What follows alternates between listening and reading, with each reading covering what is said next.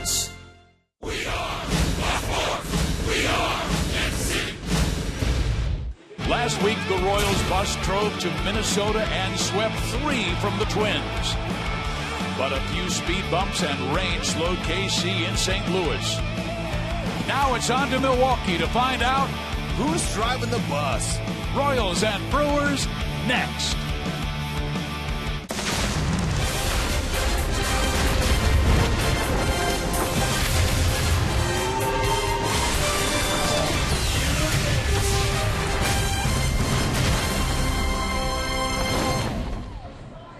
Royals baseball is presented by Academy Sports and Outdoors. Tonight from Milwaukee and Miller Park, it's the first of 2 with KC and Milwaukee. Hi, everybody. Steve Physiak, Rex Helder with you. The Royals have 2 with the Brewers here in Milwaukee, then 2 back with the Brew Crew in Kansas City at the K. And even though the Brewers are in last place in their division, they're playing better in the month of June. Yep, lots of times it's not who you're playing, it's how the team is playing that you are playing. And sometimes that can be tough. This Brew Crew is 6-4 in their last 10. Watch out. They'll face a good one, though, in Edinson Volquez. He is quickly becoming one of the Royal leaders. He is, Fizz. He has the experience more than any guy on the staff, especially the young Ventura. He's been able to mentor him. But look at his stuff. Wow, look at everything. Move it down. Down, down, down. That's the key. That's how you get outs, and he's doing it. He is our T-Mobile game changer. Look what he's done. Keeping that ball down, he's only allowed 4 home runs. That's tied for 3rd fewest in the American League. Opponent average only .210, and opponent slugging only .299. And get ahead, strike 1, always key for any starting pitcher. When we come back, Joel and Monty talk about all the former Brewers who are now Royals coming back to Milwaukee. That's next.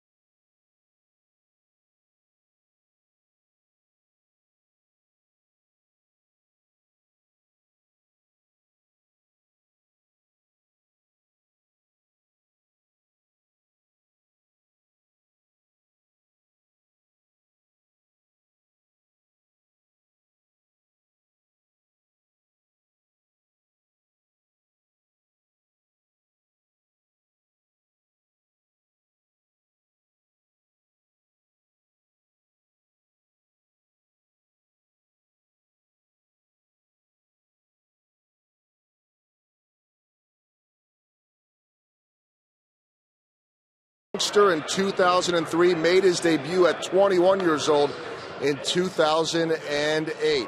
Joel Goldberg, Royals Hall of Famer Jeff Montgomery. Monty played 23 games in Milwaukee, 15 saves, but it was at County Stadium, not Miller Park. And you remember what it was like to go back to Cincinnati, right? Well, it's always special when you have a chance to go back and play against some of the guys you were drafted with and the organization that drafted you. And now we're seeing a lot of guys in Royals uniforms with Alcides Escobar, Lorenzo Cain, Dale Swain, all these guys coming back. It's got to be special for all of them. A lot on the coaching staff and a lot of players. So our AT&T Uverse Rewind looks at a younger Ned Yost managing these Brewers. And then Lorenzo Cain, he was drafted in the 17th round by the Brewers in 2004, made his debut in 2010. Alcides Escobar, now a veteran for the Royals, and that trade for Greinke paid off well for these guys. Milwaukee definitely had, a lot of things, first time getting to do it in the big leagues. So, like I said, I definitely have a lot of memories, great memories with the team. And they're the team that drafted me. So, like I said, you always got to show love to that team. It's so different because when I be here in 2010, I got like 23 years right now, 28. I'm growing up and everything like a different player right now. Escobar, Cain, Yost, Henry, Jershely, Swaim, all back here where they once played, coached, or managed, or grew up. And in the case of those two guys, Escobar and Cain, they're now leaders in the All-Star voting. And you got to like it. The trade definitely worked out for everybody involved in this organization and the Brewers. And Eric Hosmer just yelled, "Tell the people we need more votes." That's right, keep on voting. Edinson Volquez, what's your name for him? Steady Eddie. Steady Eddie is on the hill. First pitch between the Brewers and the Royals coming up next.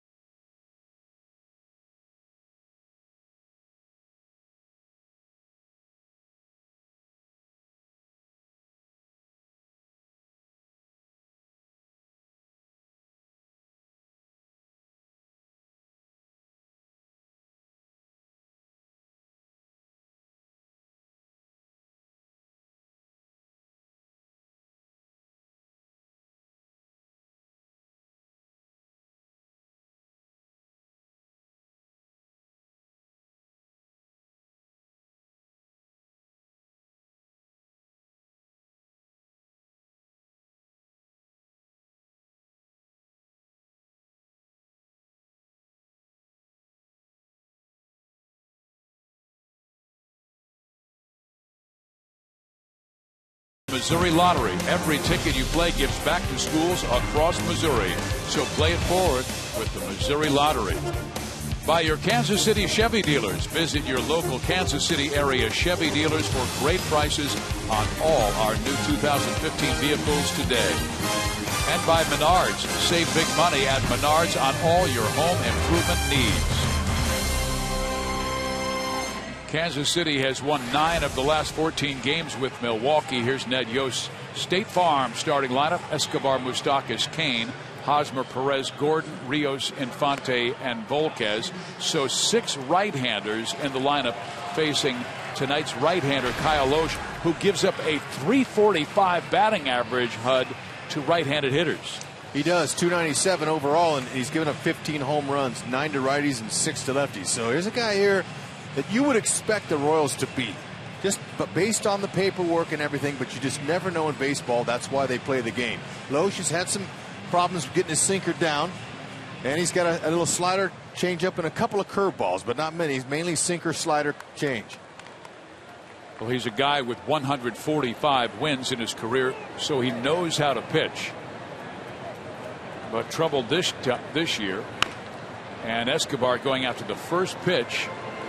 And if you listen to Joel Goldberg during his pregame show, he talked about Escobar, who signed with the Milwaukee Brewers in 2003 and made it to the big leagues in 2008 full time in 2010, where he hit .235, and then in December would be traded to Kansas City in the Zach Greinke deal. The Royals still have Escobar and Kane as starters from that deal. He waves at a pitch well out of the strike zone, and it's 1-2.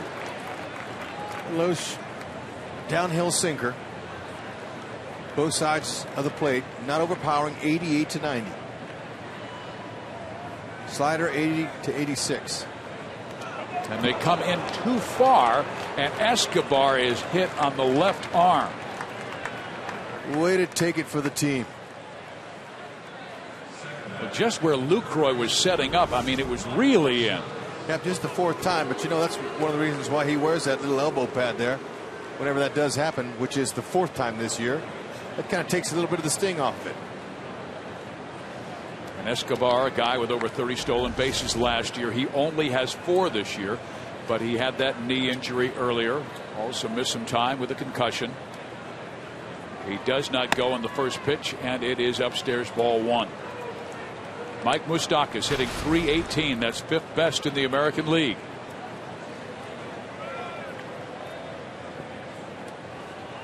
.69 hits, 5 of them home runs.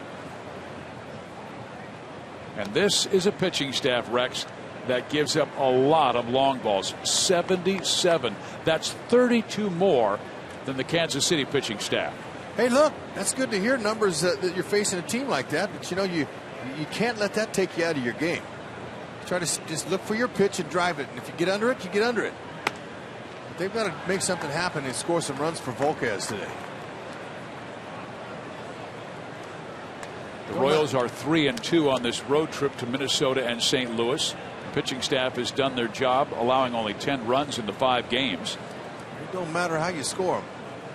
Homers or singles or doubles or hitting runs, it just don't matter. Just cross the dish. Again, a pitch high, and all of a sudden a 3-0 count. Kyle Loesch has to Mike Moustakas, and there are the numbers. Most home runs allowed in the National League. Milwaukee right at the top, San Diego in second place. 3-0, green light him here. If he likes it, bust it. He takes a strike at the knees. Now the count 3-1. And I'm wondering if Ned Yost would wait until the count's full, if it goes that far, before sending Escobar. You know what? This is a good contact count right here, 3-1. Moose will be looking for a sinker down, out, over. Esky might go. I think he's going. He does go, and the pitch is swung on and laced to left field. Escobar will make it all the way to third. Now they're going to send him home. And here's the throw to the plate. It is in time. Oh, my. They might have to check that, baby. Gotta love that, though. Perfect count to run on. You know, even though there's nobody out, you know Moose is going to make some contact. He did to the opposite field. And that looked really good as Jershely, homegrown cheesehead here from this beautiful state, just sent Escobar all the way home from first base. It's nice to see that.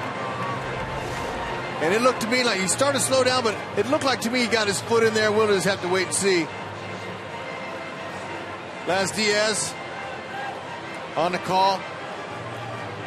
Seems like they're taking a while, Ned Yost, just to kind of get the report from the great replay guy, Billy Duplessis. It looked like Don Wakamatsu was giving Ned the go-ahead to challenge, and I believe we will have that challenge in Rex. It did not look like the tag got there as Escobar's foot pushed Lucroy's off the plate. But we'll see. Again, it must be clear and convincing, whatever that might be. Hey, look, what I like is action in the first inning. Yeah. That's exactly what Royals fans like, too. That running game right there. Now, that wasn't a planned hit and run. That was just a run and hit. That's the Royals style. That's their identity. Hope they can stay that way.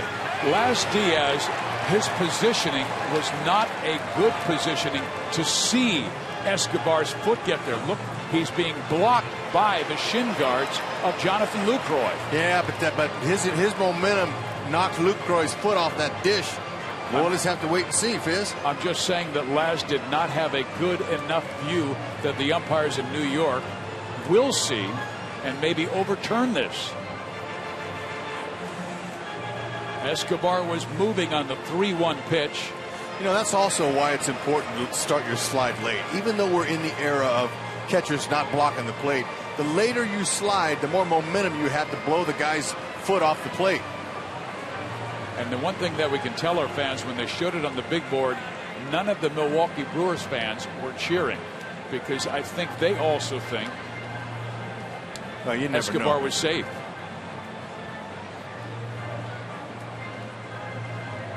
Okay, it's a good slide. He slid late enough to where he was able to knock Lucroy's left foot off the plate.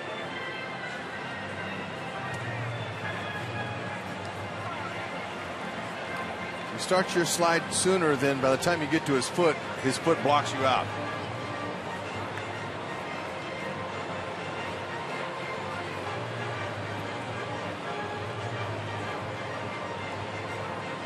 Escobar hit by a pitch, moving on a 3-1 count. Moustakas laced a single past the shortstop into left center field, and Parra with an accurate throw home.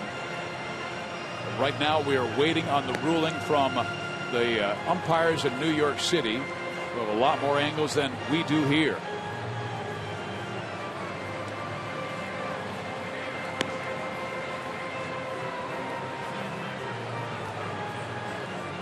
I could tell Jersley was going to send him. That ball was kind of hit in left center field, and it looked to me like the center fielder, Parra, took his time getting to the ball. We'll see the call here.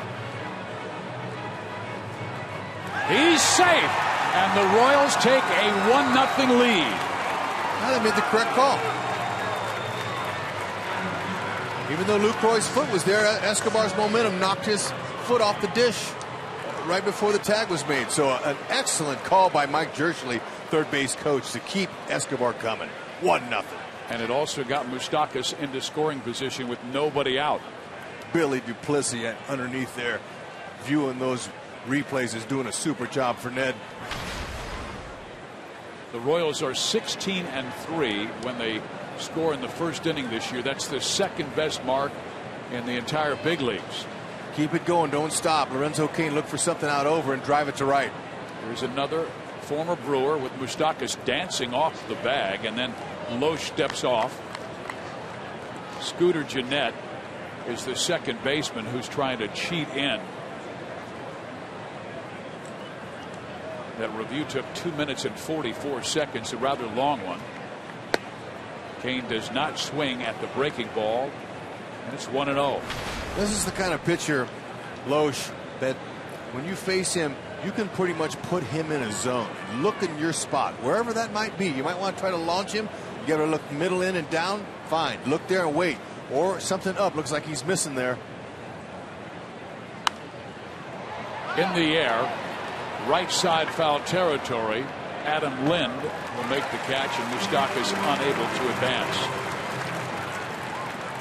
Rex, the one thing I noticed as we take a look at the Milwaukee Brewers defense, and they made the most errors in the National League with 53. That's 20 more than the Royals. Well, they've had some difficulty. They've had some people that have been injured.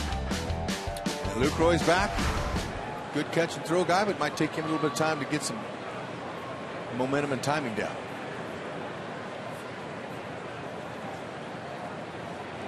Shortstop Gomez cheating in behind Moustakas, and Hosmer takes it high and tight.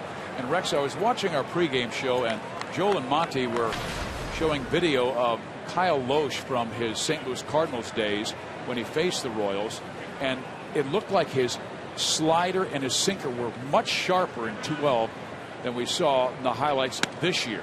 You know, sometimes, you know, when you get up a certain age, and you know, a year can make a big difference. It's just maybe not as quick, and his late sink is not sinking.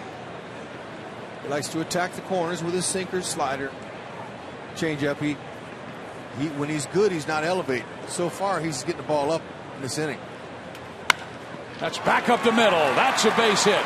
Here comes Moustakas. Carl will bring the throw to the infield, and the Royals take a 2-0 lead. That's exactly what you do with a sinker baller. You just wait and see him up, hit that ball, try to find a hole. Royals now got 2 runs in the first inning, scored 2 total runs back in St. Louis. Yeah, that's what we're talking about, some early action. And you dent a team that is lacking confidence already. The Brewers at 24-40, already 18 games back of first place St. Louis in the National League Central. The Royals at 34-25 lead the American League Central by a game and a half. And here is Salvador, and he fouls it back, strike one. Salvi 7 for 19 on this trip to raise his average to 285. He has a couple of home runs on this trip. Boy, he blasted one in Minnesota, upper deck. That's in the air left side. And unable to reach it was Shane Peterson, who gave it his best effort. And Salvador will have another chance. Our Honda most trusted player. This is Perez in St. Louis with that solo home run in the 4th inning on Saturday. Look at the blue shirts and jerseys in the stands there in St. Louis. You gotta love that. Same thing here in Milwaukee. Salvi, look, you don't have to go over the fence, but how about splitting the gap? Hosmer, good speed at first base. Just singled in his 37th run of the year. Tried to get him to chase the breaking ball. He did not. It's a 1-2 count.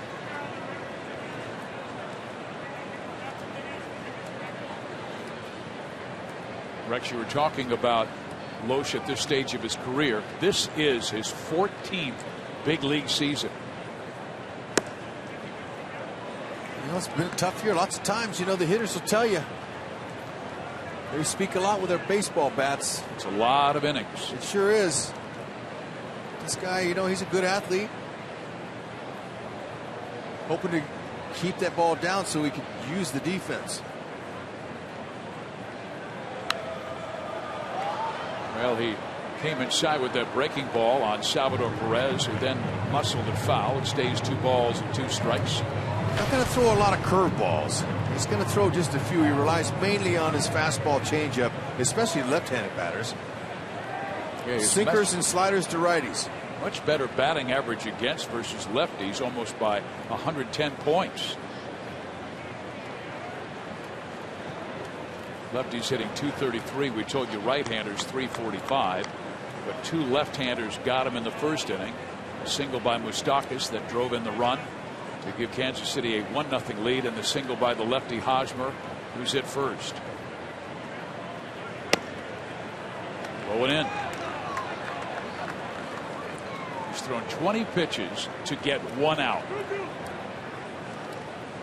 Left fielder Shane Peterson, he had to run a long way for that ball, but that had too much air under it, and that ball should have been caught, by the way. He was out of position. So that just taxed the pitcher. Loesch has to throw more pitches. Up the middle. And into center field. Hosmer busting for third, and the Royals really aggressive in the first inning. Ball just seems to be bouncing their way early here in Milwaukee. New state, new city, new team, it don't matter. Same thing. Get her done. Just try to find a way. That's it. Breaking ball away. Salvi, excellent low ball hitter. Guides it right back up the middle. This is a nice at bat. Loesch even helped it. He ticked it even further in the hole there. Haas going first to third. Escobar scoring from first. Love this Royals style of offense. They don't have to hit him out of the yard.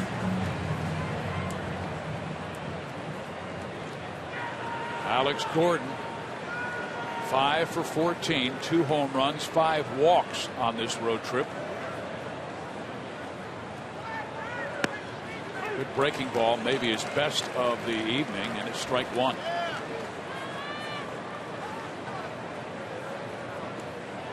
There's Jersh, hometown hero. A couple hours away, his hometown, but he's got a bunch of folks in the pass list today. Over 100 from what I understand, and he was a high school All-American. I mean, 3-sport athlete in high school in football, basketball, baseball. That's right. Recruited by Alabama and Bear Bryant. Fantastic athlete, Jersh. In there. Loesch has had no problem getting ahead, and he has Gordon down 1-2. He had Perez down 0-2 and wound up with a full count before Salvi singled.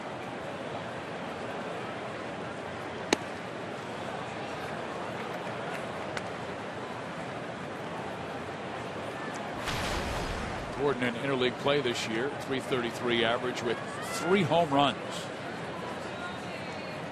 Got one in St. Louis, a 3-run bomb to right field. Just get something elevated. He does. Tagging up is Hosmer. Peterson with the catch. He's even tagging it first. Hosmer will score the Royals' 3rd run, and excellent situational hitting. This is just the 3rd time they've had a 3-run inning in this month of June.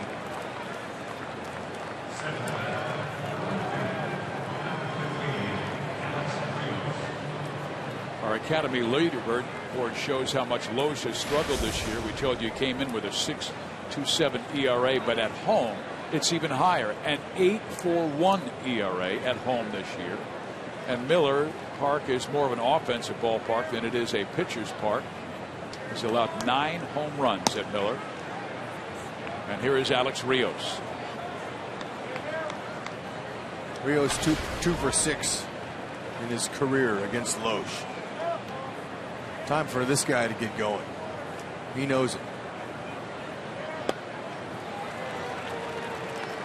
That long injury really threw off his timing. He really felt good coming out of spring training. And the first couple of weeks were really strong, hitting over 300.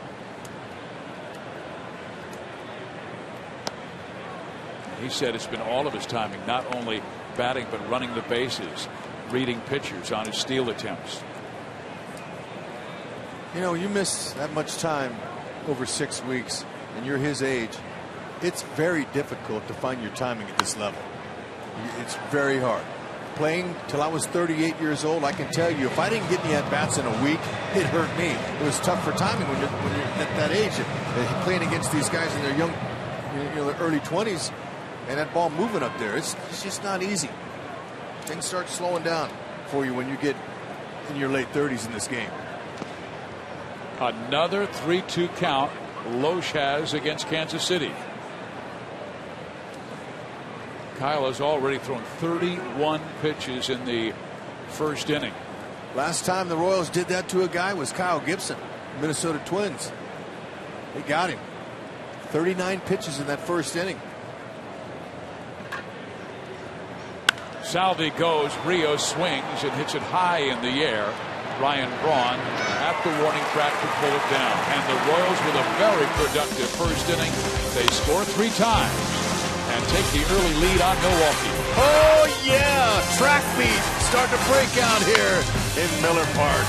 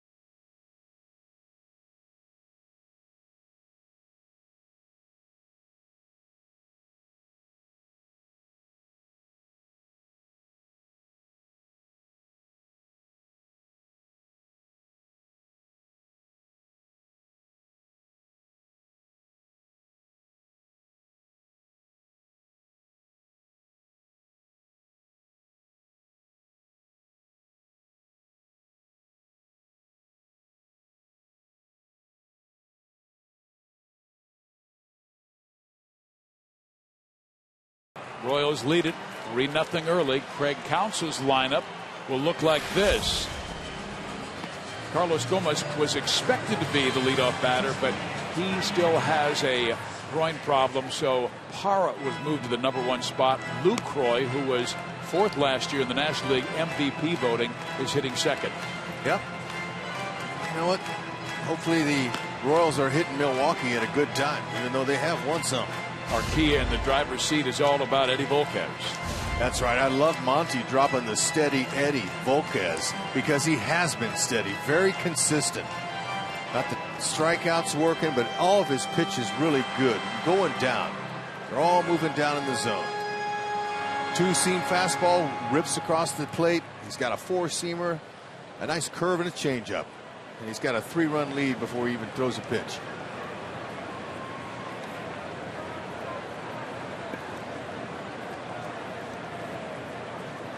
Parra, a .278 hitter this year. He came over from the Arizona Diamondbacks in the middle of last year. And the first pitch is that good 2-seam sinker for strike 1.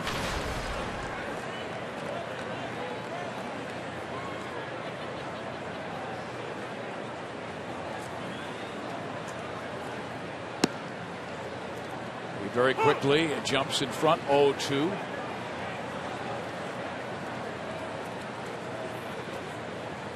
Parra can play all 3 outfield spots. A veteran now at the age of 27. Good speed.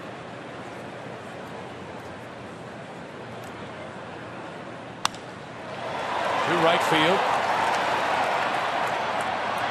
Rios will pull it down, and there's 1 down in the first inning. And let's check out our Ford around the horn Royals defense. That's right. Let's check them. Got highlighted Escobar and Kane. Another brilliant trade by Dayton Moore. Nice, man. The Zach man, he had it going on then, but I'll tell you what, the Royals got it going on now with those 2 pieces they brought. Yeah. Lorenzo Cain getting it done. So is Escobar. Both players on their way to their first Gold Gloves. The Brewers at the time were trying to get to the promised land, and they did get to the 2011 National League Championship Series before losing to St. Louis. But the Royals were playing for the future and building, and they wanted athletes in the outfield and infield.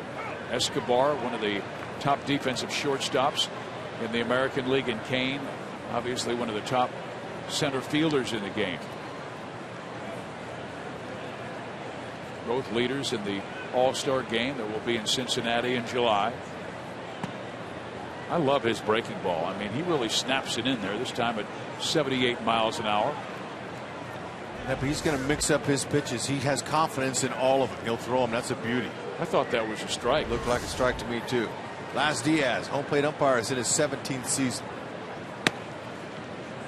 Oh, that's 2 in a row that Laz missed. 2-seamer right there was. I don't think Eddie likes it at all. That's a pretty good movement.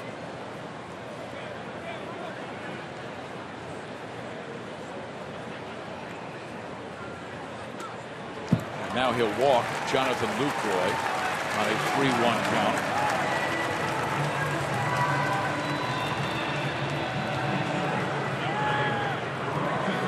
Our umpires, Laz Diaz behind home plate. Chris Cuccione is at first base.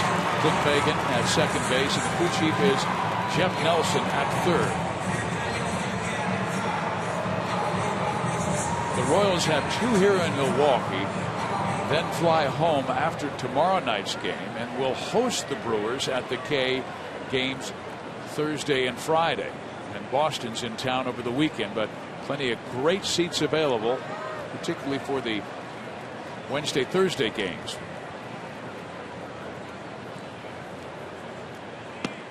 Boston in for Friday, Saturday, and Sunday. Short little homestand, but hopefully it's a winning homestand. Braun, he's grounded into 9 double plays this year. That's exactly what Volquez would like. He has induced Eddie Volquez 6 ground ball double plays this year. So he's got that 2-seamer working down. His curveball and change all head that direction. Gets a lot of ground balls. Big swing by Braun, who's a former MVP in the National League back in 2011 when he hit .332 with 33 home runs. The next year he would hit 41. He's been a little bit down ever since, although he has started this year with the power well. 13 home runs. He's driven in 41.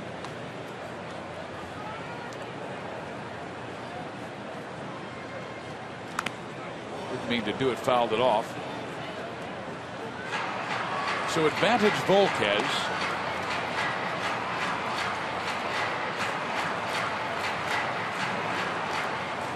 Volquez hasn't been in a really good position here. He's got a good changeup that goes down and in. He'll also work that hook on the outer half. See if he can get him to hit it to Escobar or Moose.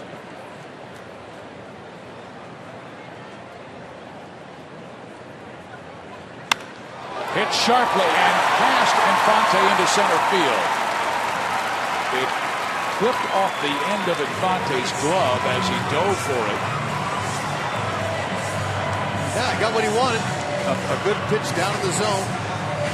Ron just squared it up a little bit too hard for Infante to glove it. Actually, that ball was in the middle of the plate. He's lucky Braun didn't hit a 2-run homer.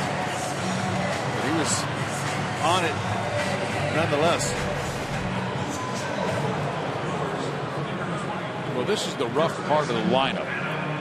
And this has been their hottest hitter of late, Adam Lind. Hitting .373 his last 15 games to raise his average to .289, and he has good power. He's a gap-to-gap machine.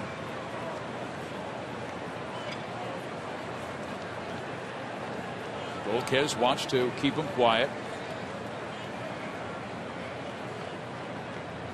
He's got 14 doubles. I'm not surprised that leads his team. Rarely stays in the middle of the field well. Watched him several years when he was in Toronto. And that's where he had his best years. Yes. He had a 35 home run season there.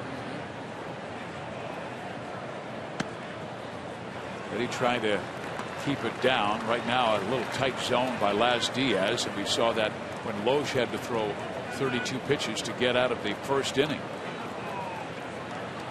Laz more of a hitter's umpire right now.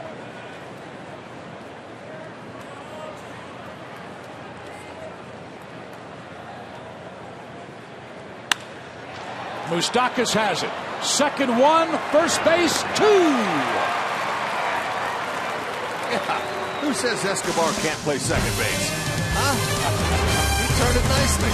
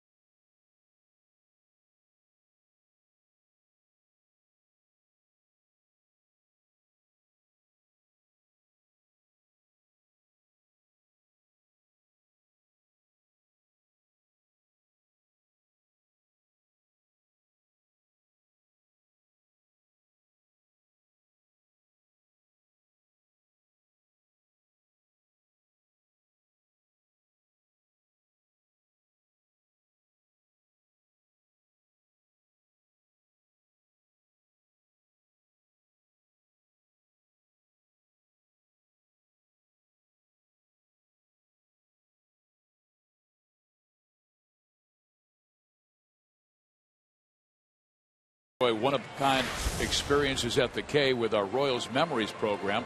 A variety of on-the-field opportunities are available for purchase each game exclusively through the MLB.com ballpark app. You could play catch in the outfield, take in summer fireworks on the field, and many more exciting experiences are available. Just download the Ballpark app.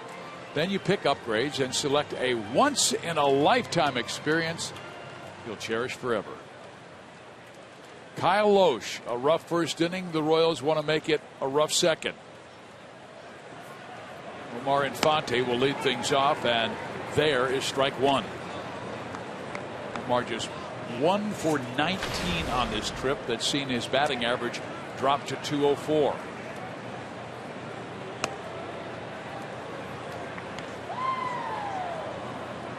He came early, took early BP.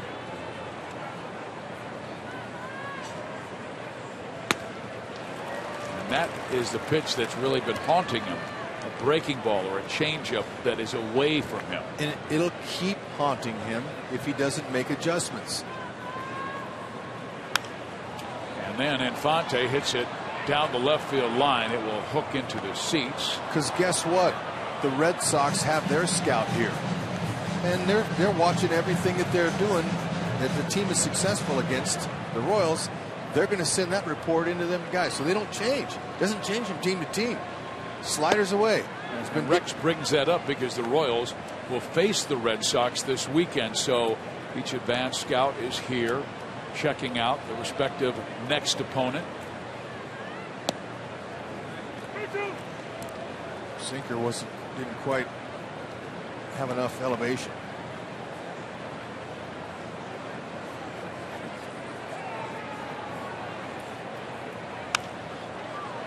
That ball popped up right side. Second baseman Scooter Gennett. And there's one out.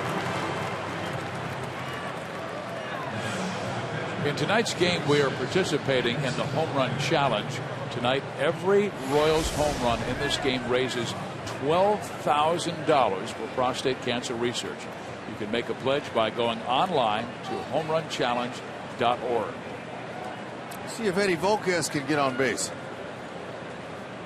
Well, he has 23 hits in his career, and he has a 3-run home run. Now, that was a few years back, and against a right-hander, Ramon Ortiz, then with Toronto. And Eddie was with San Diego at the time.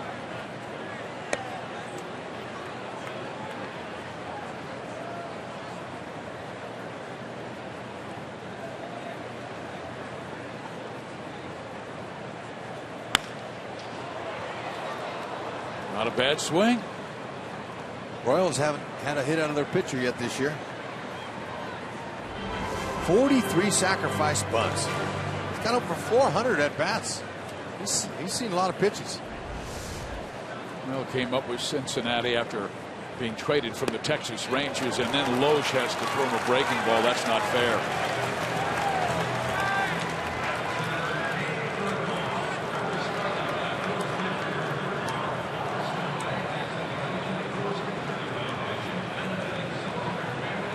Kyle gets the first 2 outs in the second inning. His next pitch will be his 45th of the game already. Escobar was able to reach when he got in front 1-2 and then came in with a fastball. There's a breaking ball for strike one.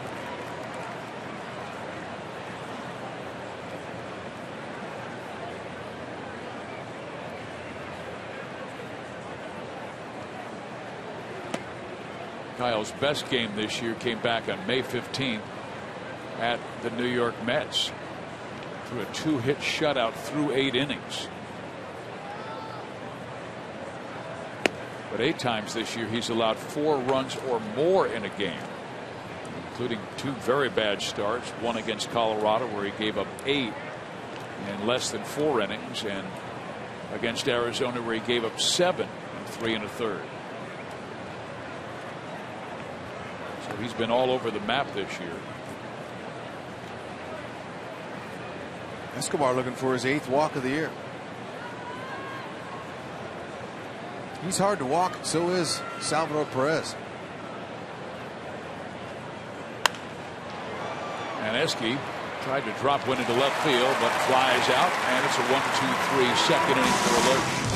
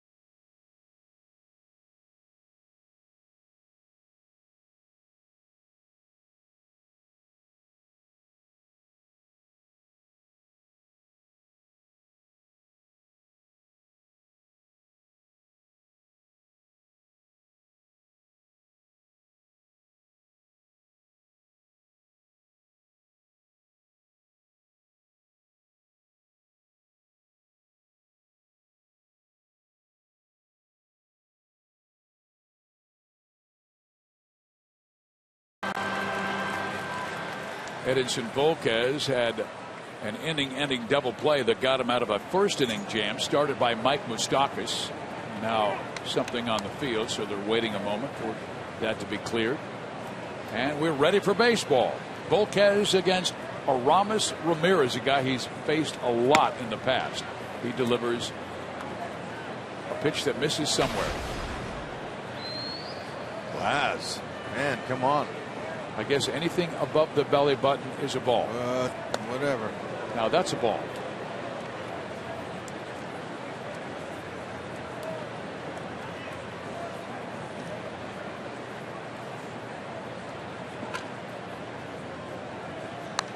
That happens quite often in Major League Baseball, where particularly a starting pitcher has to learn that umpire's strike zone, not pitch to what he believes is the strike zone, but pitch to that particular umpire's strike zone. And quite often in the first 1 or 2 innings, you might have a 1-0, a 2-1 count, which is much different than 0-1 and 1-2.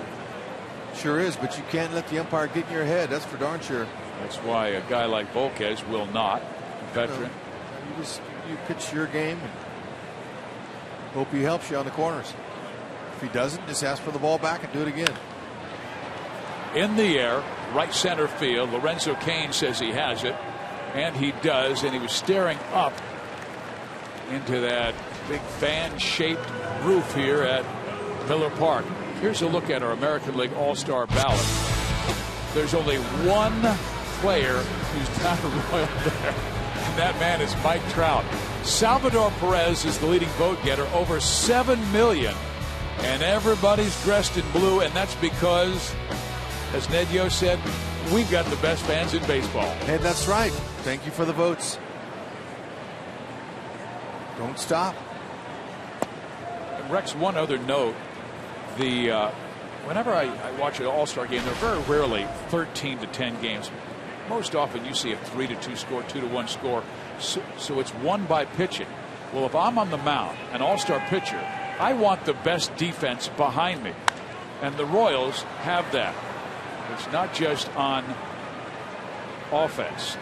Lorenzo Cain again staring up into that ceiling, and that takes us to Joe Goldberg. And the good news, Fizz, is he is staring up into a ceiling where there isn't a glare of the sun or too much brightness coming in. Talking to Rusty Kuntz today, he said you'd much rather, from a defensive and a hitting standpoint, Rex, play a game here at night, because if it is a sunny day and there's not cloud cover, there are sunlight little spots coming in throughout the windows here. It could be really difficult from a hitting standpoint. He said on a sunny day, it could be like hitting into a strobe machine. All you're seeing is flashes. And in the outfield, you get the same thing, left field and right field. You've got to find the ball as it's coming through the paneling of the glass, and it's really tough. Center field is the only spot where, when you're looking straight in, you can get that ball unless you're chasing a ball into the gap. Good news, cloud cover today, and we are at night.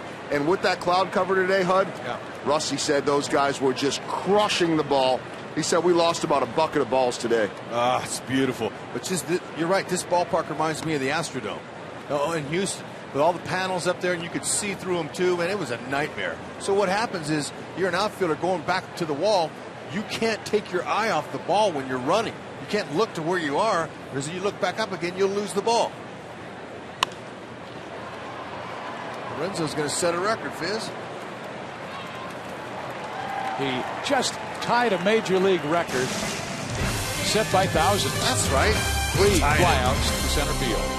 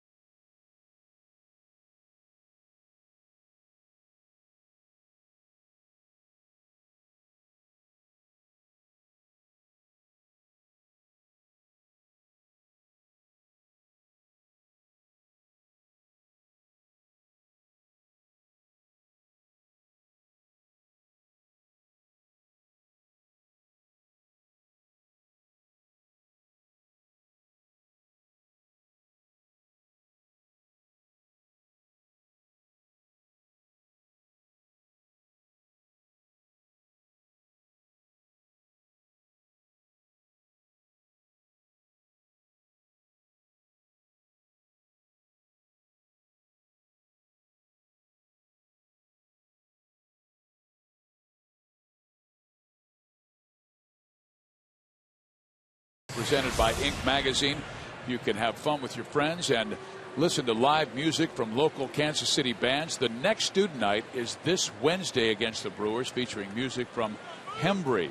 Get your tickets now for just $8 at the box office or at royals.com/student night. Again, the Brewers in town for games Wednesday and Thursday at the K, and then Boston Friday, Saturday, and Sunday.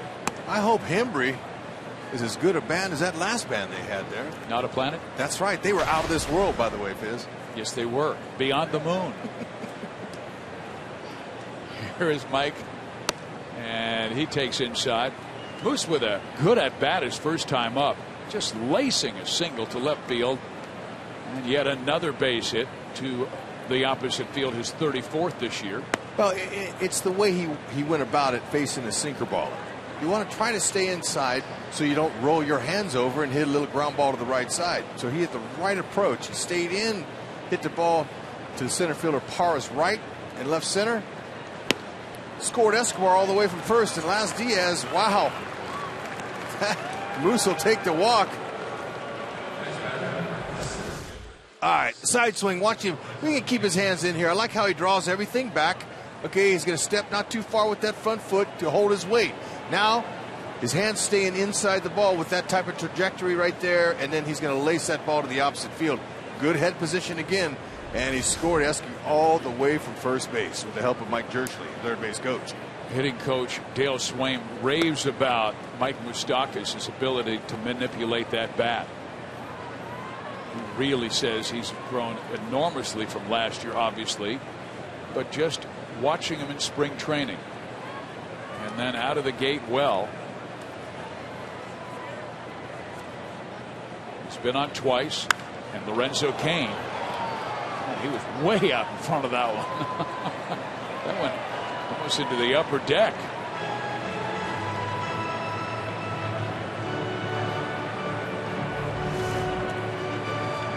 Well, obviously, Lorenzo's looking, his spot's middle in. He's looking inside there until he gets 2 strikes on it.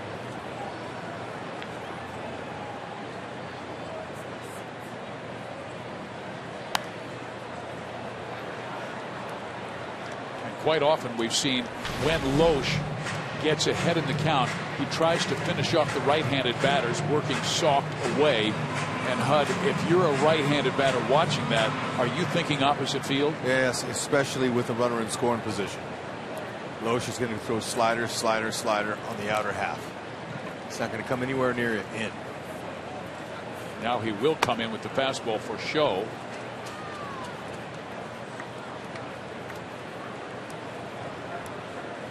He's got an average move to first base. Short holds. He'll mix in a slide step whenever there's a guy out there that he believes is going to run. I don't think he's sold on Moose stealing.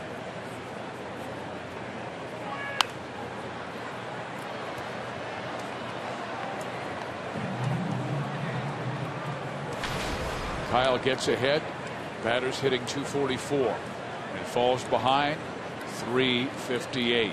That's because he doesn't have the velocity to get out of that when he's behind in the count.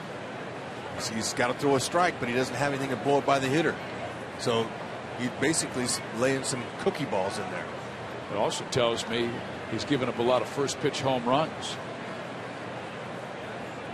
That total was 10 and he's allowed 15.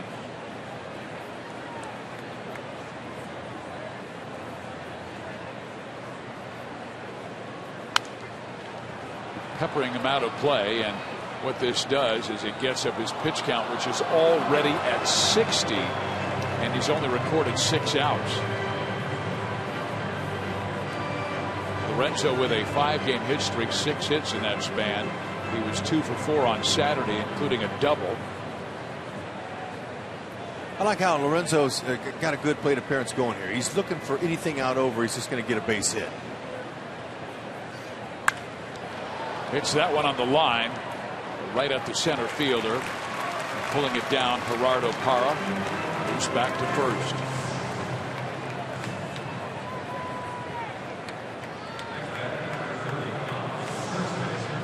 Haas got a base hit his first time up, back up the middle, and also knocked in RBI number 37.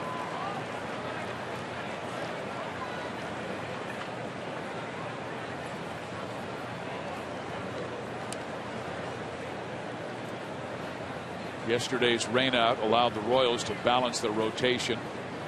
With Vargas on the DL, they can go with 4. And that's well out of the zone.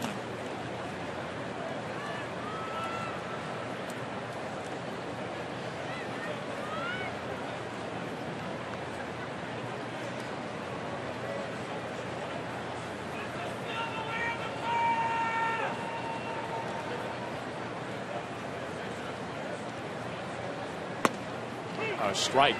1-1.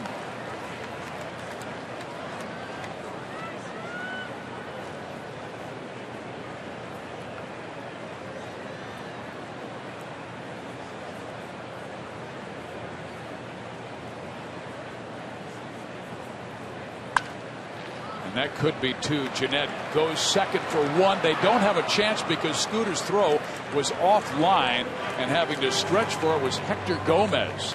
So there's another example of poor Milwaukee defense. Just add on to Losh's already high pitch count. Hosmer hit it hard. It was a 2-hopper. That should be a routine double play, but you can see how he stayed on the base just with his tippy toe. Where do you want to give it to your shortstop? Out over the base, please. Just give it to me over the base. That's anywhere. Rex Hudler came up as a shortstop, but played just about every single position in the big leagues. Jack of all, master of absolutely none. Hey, but you made it.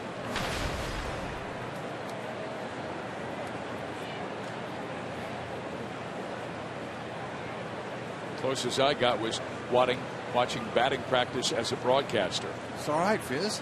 Look at you. You get to do all the sports. That's a bonus, man. What a job you got. Basketball, football, baseball. I get to watch them all. Jiminy Christmas. What a gig. Well, Salvador Perez singled his first time up. 8 hits now on this road trip. The Royals are 3-2. They swept Minnesota, lost 2 tough ones to the St. Louis Cardinals. Yesterday rained out, and there is a backhand play by Gomez, who gets it over to second base and Scooter Gennett. KC leads it 3-0.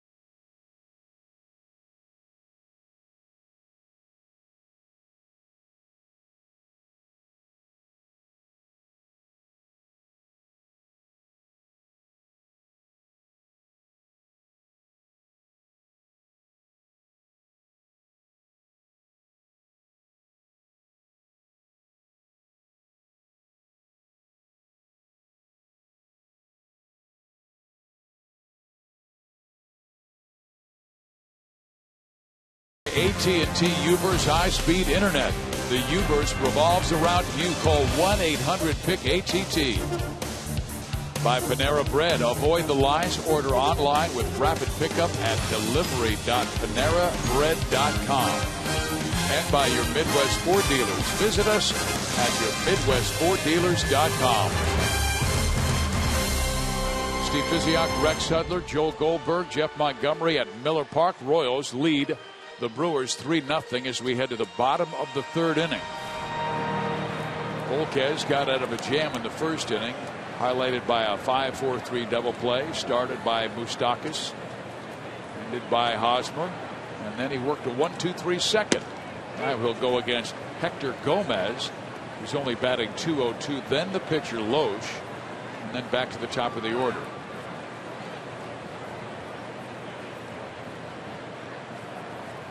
Being very aggressive here at the bottom of the order, and he quickly has an 0-2 count. Really had him worked on that curveball. Nice big break, good depth. Gomez had no chance and waves at that pitch, and then he gets his first strikeout of the night. Well, this Brewer team has been challenged offensively, but when you see this is pretty exceptional. Max Scherzer came within 1 weak single of a perfect game as he took that into the 7th inning. He did walk 1 and struck out 16.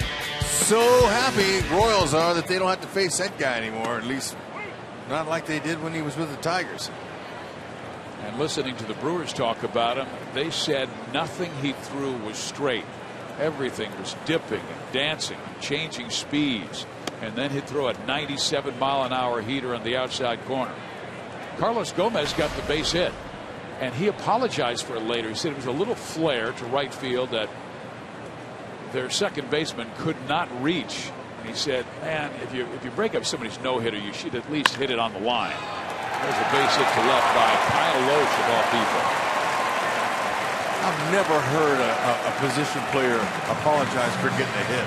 Gomez did. He said Scherzer was that good. Better shake himself.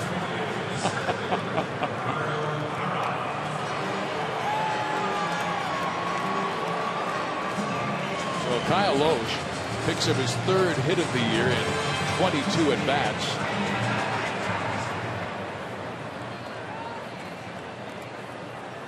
Here is Parra, flied out to right field, first time up.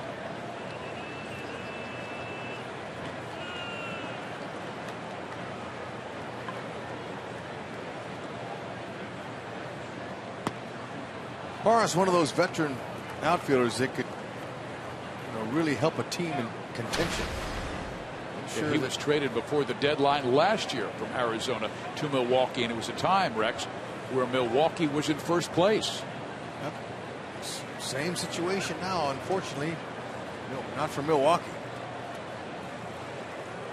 The Brewers had a great start last year. They were 20-8 in April, struggled a little bit in May, and then went 18-10 in June, but they led the Central for 133 days, led by as many as 6.5 games. And Ron Renicky was then the manager. He was let go early this year, and Counsell took over. Good off-speed pitch and a breaker that dipped below the bat of Parra. 1 ball, 2 strikes.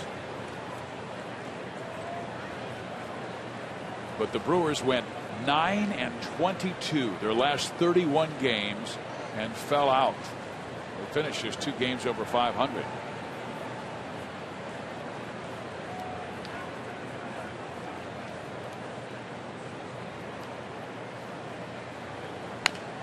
Fouled off. Royals meantime charged hard down the last stretch. There's Jerry Narron, the Milwaukee Brewers bench coach. Yep, 5th season in that position. Really loved former manager Ron Renicky, and he's getting to know Counsell, the new manager, but he's helping Counsell a lot. Believe me, Jerry Narron's got some major league experience as a manager.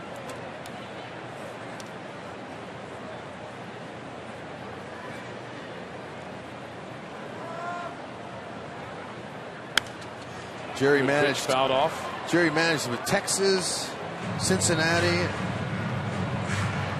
many years in the farm system. He's got a lot of experience, a lot of wisdom, so he's been able to help Counsell along the way. He's counseling Counsell. Does that make sense? It sure does. Yeah. I speak HUD. Yeah, it's important to have somebody, especially a year like Counsell. Craig Counsell never coached or managed anywhere.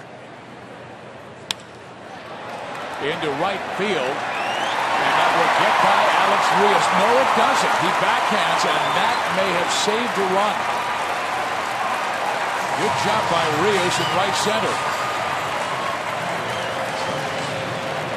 Yeah, Loesch, your pitcher's running the bases, and he was running out of steam going from second to third. I don't know if he would even made it if the ball got by him or not, but nice play by Rios getting to it second and third here. Little challenge coming by the Brew Crew. Rios, good hustle, good job.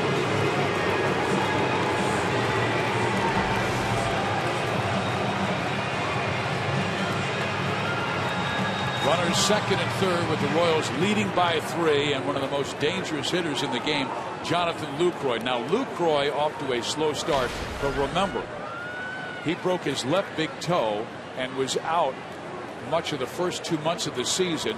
Activated June 1st, only barely hitting 200. First pitch up and in. He walked his first time up. So only hitting 206 last year, a 301 hitter. And a real clutch hitter.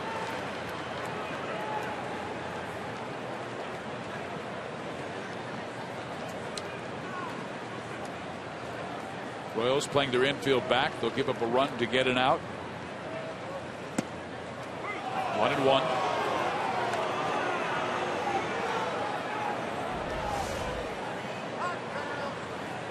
Right where Steady Eddie wants to keep his pitches.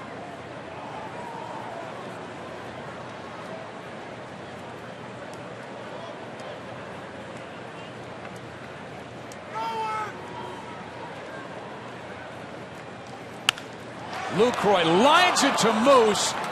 Getting back is Loesch at third base, but that is a big out.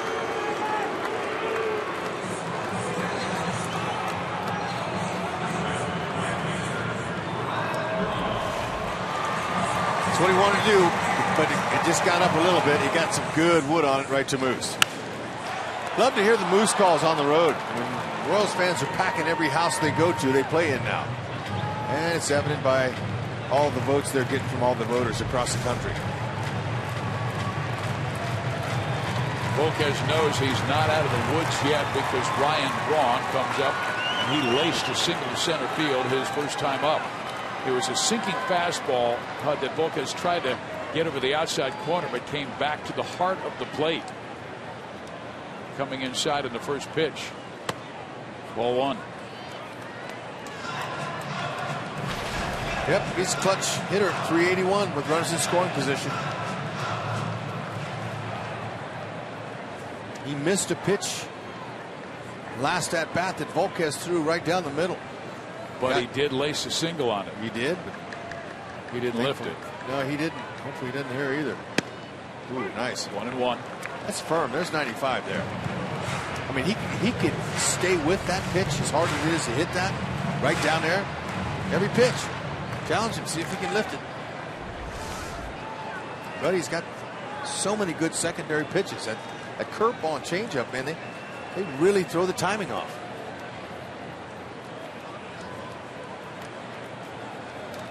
I remember Braun liking that pitch up. He can tomahawk it. Again, Volquez comes inside now with a hitter's count at 2-1 with Lind on deck, and Salvi calls time. I don't want Volquez to start second guessing his mechanics now. You can see that's what he's doing. Kind of unsure of himself, shaking his head. He's got a 3-run lead. He needs to keep his nose right to Salvi's glove. Stay right on it.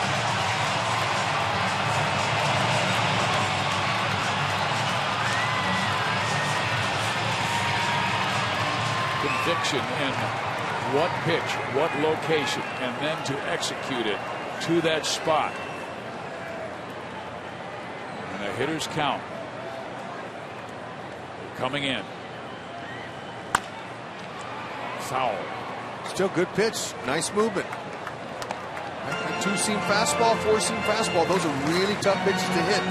The others, even though they have good action down, if they're not executed perfectly, they get hit harder. Rex, you said throw that pitch again, and that was the same pitch that he was able to get strike one on. Let's see what Salvi calls here. Struck out a lot on his changeup this year. Now they go with the hook.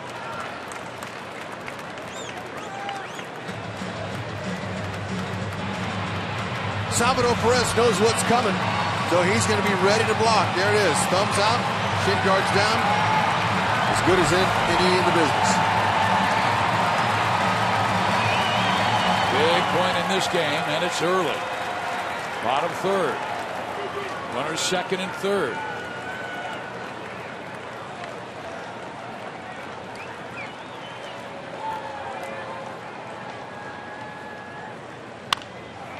Knocked to Moustakas. Sends it across the diamond. Inning over. Good pitch by Volquez to get the ground out. Nice play by Moose to come and get it. Nice action.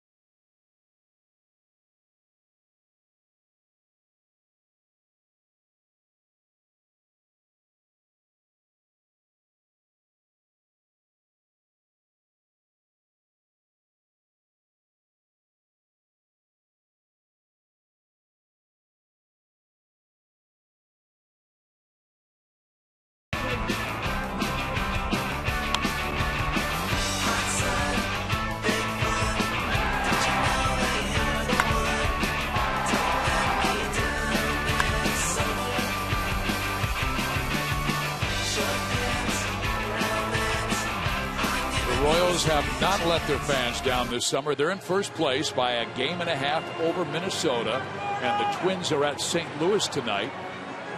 Trevor May is on the mound for the Twins, and John Lackey going for the Cardinals. He was going to be their scheduled pitcher yesterday when we were rained out. And what do you think about Byron Buxton being called up for the Twins, one of the top prospects in their organization, an outfielder? Kid was tearing it up in Double-A, and their center fielder Hicks had an injury. Timing seemed to be right. But the Twins are going to need more than Buxton.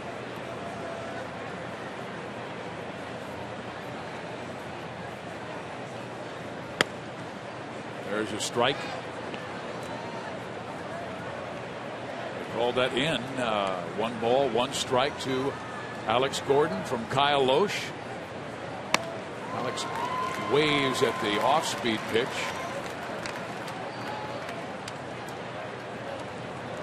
Loesch will cut his fastball. Yeah, that looked like an off-speed. That was his fastball. He took a little something off. 88 to 90. There's another one. Yeah. And Alex Gordon will ground out.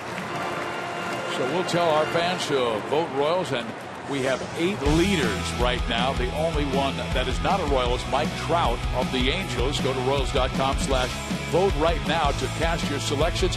And don't forget to watch the Major League Baseball All-Star Game on Tuesday, July 14th on Fox. Royals catcher Salvador Perez is the leading vote getter, and that was on the front page of the USA Today. Bob Nightingale writing the story, and His first 2 paragraphs told it all. He said the country fell in love with these adorable Royals last year, stealing our hearts with their improbable run to the World Series, ending that ugly 29-year playoff drought. And his next paragraph, now 8 months later, Destiny's darlings have a country outraged, wondering how they could callously infiltrate our democracy. That's a big hang with him. I knew you'd say that. Here is Alex Rios. Well, as Ned Yost said, hey, it just shows you what great fans we have in the Midwest. Gotta love it. Write it. How about in 2012? Billy Butler was our only guy, and they didn't even let him hit the home run derby. And you know what? These are years of payback coming right here. Love it. Thank you, fans, for your votes. That ball hit in the air, right side, and it will get out of play. Alex Rios getting a lot of votes despite hitting under 200, but as he and Omar Infante would tell you, hey, we're trying to find our timing, but we're glad that the Royal fans love us and are voting. And there is a solid shot to left center field, and Rios wants to go for 2 and will cruise into second base and make it sliding. Yeah, there you go. That ball's hit right between the fielders. Not enough to get to the alley, but as good a wheels as Rios has, I'm glad he decided to go, because that's the one they gave him there. He got it himself. That ball was down. It's good to see. Here's the head contact, folks. This is exactly what you want. Good head position and down. That's going to help you get out of there. Get out of the doghouse. Good placement. Let's see if Infante can get him home. Omar chomping at the bit to get a hit. Just 5 hits in his last 63 at bats.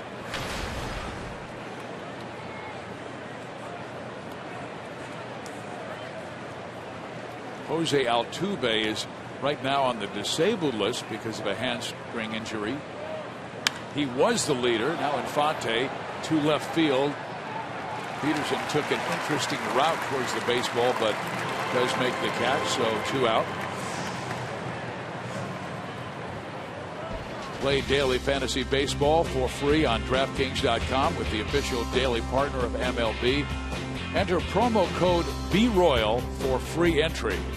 And we're looking at Gordon, Braun, Markakis, and Harang tonight.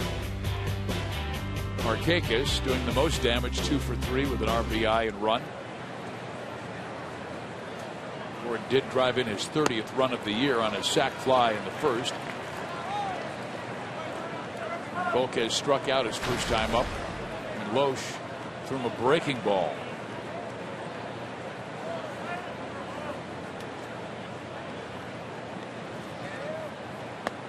Tried to check his swing, but went.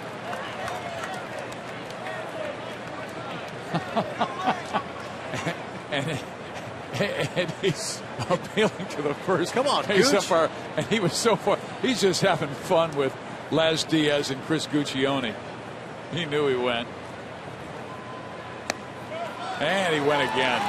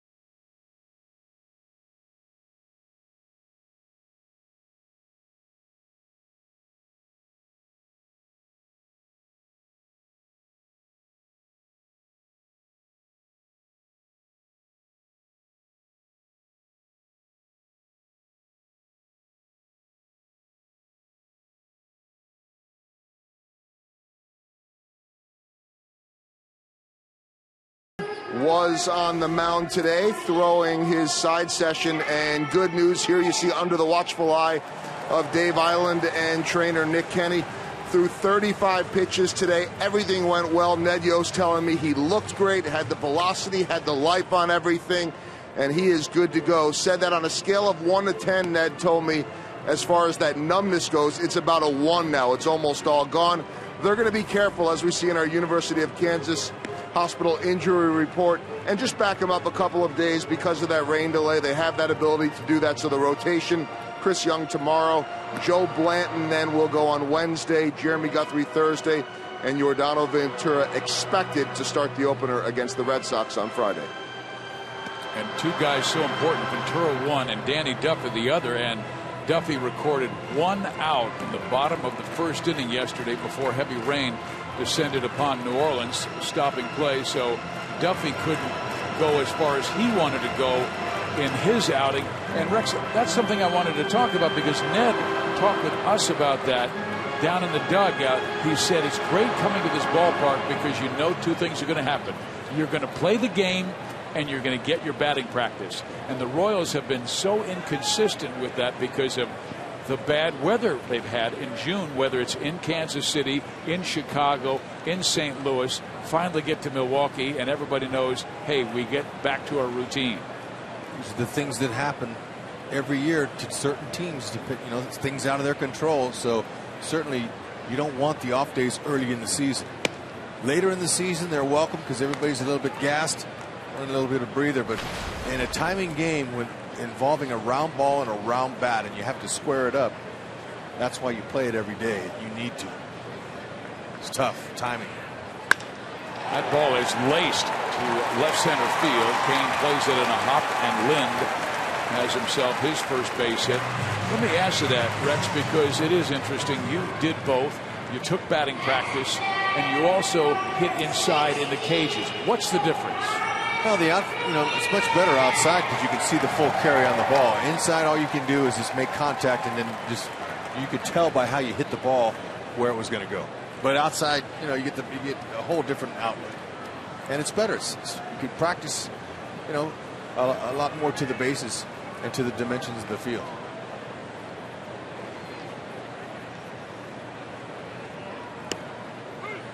Here is Aramis Ramirez, who fly to center field his first time up. Cage hacking is good when you're tired and when you've had a long run, maybe 25, 30 games in a row. It's okay to take a break and not get on the field and go in the cage. You just want to get loose. Muscle memory. Feel the swing. Maybe see a couple of breaking balls. You don't have to swing at them. Just get your timing right. Eric Hosmer was talking about that, where he likes to see where the ball is traveling during batting practice, and in the cage it's all about the net. You don't get a true understanding of where that ball is going that you're striking.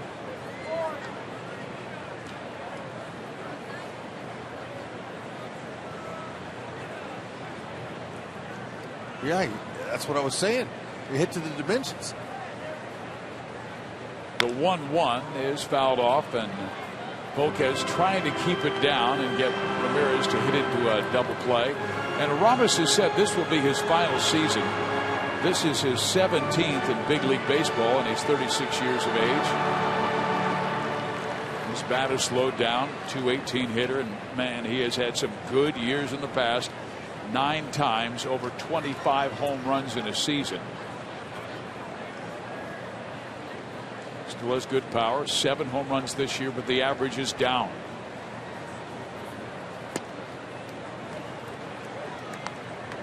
Two balls, 2 strikes. So is his range. Not quite as good a defender to his left and right as he once was. He was one of the National League best third baseman with the Chicago Cubs.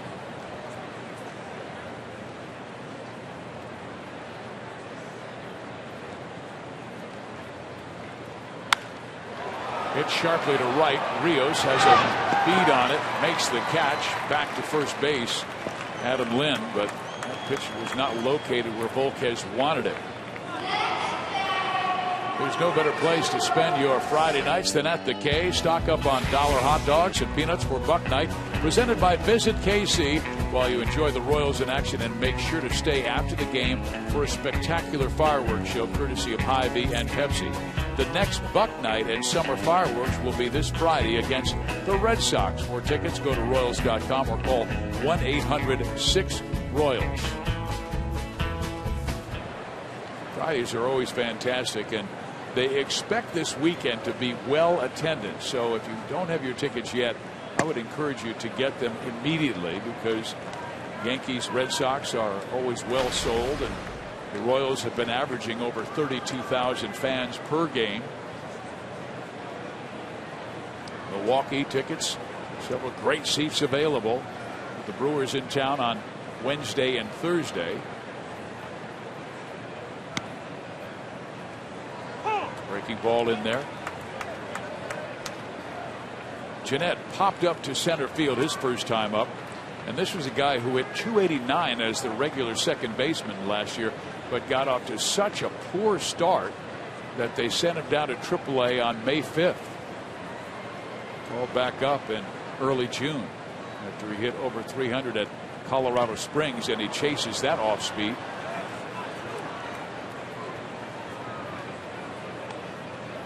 Would you be inclined to throw that pitch again? Why not? If he swings at it, if he swings at it once, he'll do it again. This guy here, he likes the ball out over the middle like a lot of hitters do.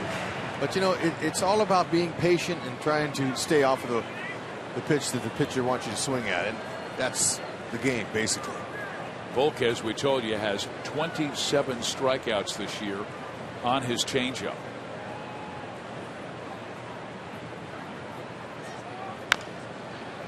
Hosmer touches first, goes to second, and they've got the double play. Second one induced by Volquez. That's why Monty's calling him Steady Eddie.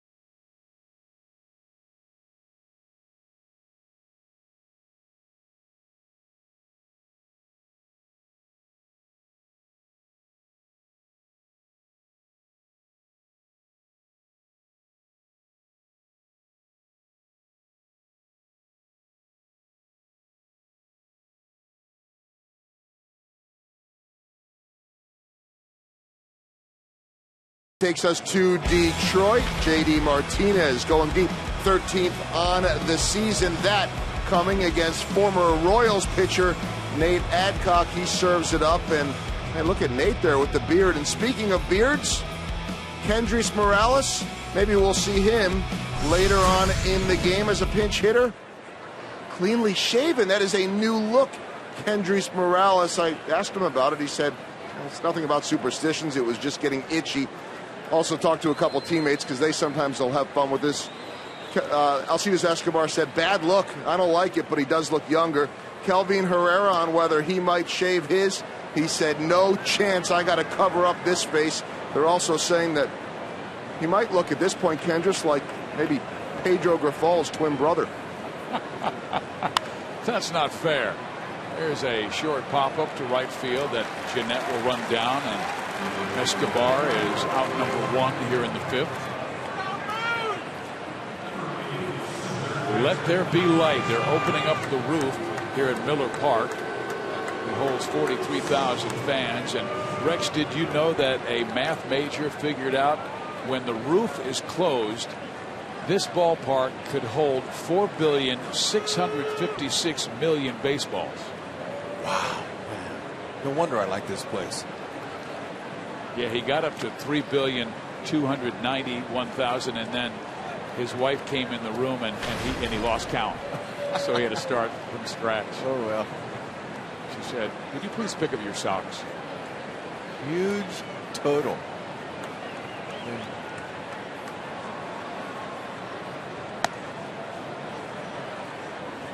Well, the one thing that Kyle Loesch has done this year, we told you a rather high ERA over 6, but he stays in the game. I mean, 8 times he's gone 6 or more innings this year. This is his 14th start, and he's working in the 5th inning. He threw a lot of pitches early and 32 in the first. He's right now at 87 with 1 out in the 5th.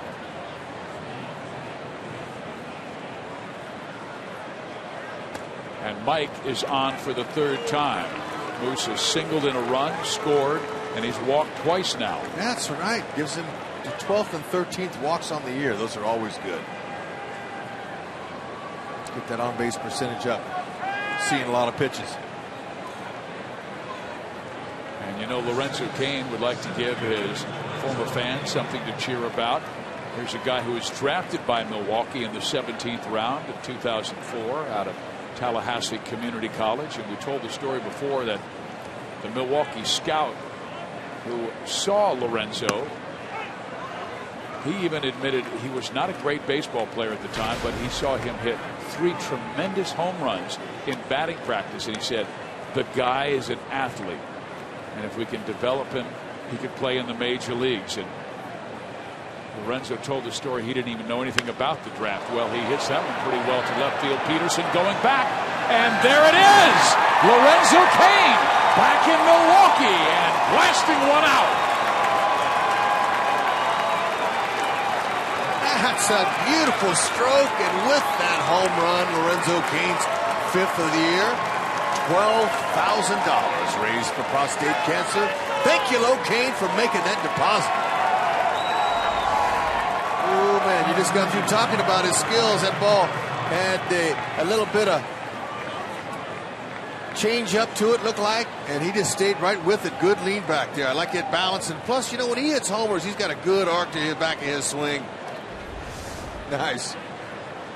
Number 5 this year, and the Royals now lead 5-0.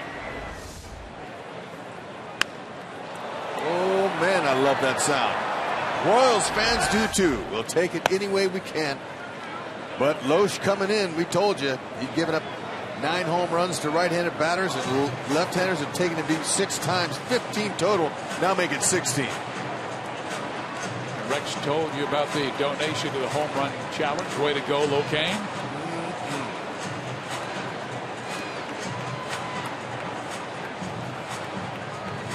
Folks, don't forget to put this guy in now. He's already in, but let's keep voting. Don't stop. Don't come off the throttle now. Come on. Good swing by Hosmer on a 2-0 pitch. Fouled back. But the one thing that Lorenzo had that the scout liked, he said he had a great work ethic and he was a great athlete. But because he didn't know that much about baseball, it was going to take time. And he said, you have to be patient, and the organization has to be patient. And he finally made it to the big leagues in 2010. Hit .306 that year. And that's when Dayton Moore also saw him and wanted him included in that Zach Greinke deal. And Cain, of course, the American League Championship Series MVP for his excellence against Baltimore. Hosmer tries to drop it into left, but it will stay up for Peterson, and that's out number 2. You can always teach athletes, and you know, when you're an athlete, that means anything you try physically you can do. And sometimes it's a little easier for guys like Lorenzo Cain to be able to pick up the sport. Baseball's a timing game. We all know that. You know, some of the other sports you really have to play when you're little all the way on up. Baseball could be one of them. It's so hard for a kid who's never played baseball before to go try it out and make his high school team. It just doesn't happen. Yeah, because it is a sport based on skill, as you talked about, squaring up a round bat with a round baseball. Yep, no one's ever been able to figure out the game, and they won't either. It's just a beautiful sport. The Brewers scout was Doug Reynolds, who saw Cain at high school workout, hit 2 over this wall, and he said the kid was very coachable.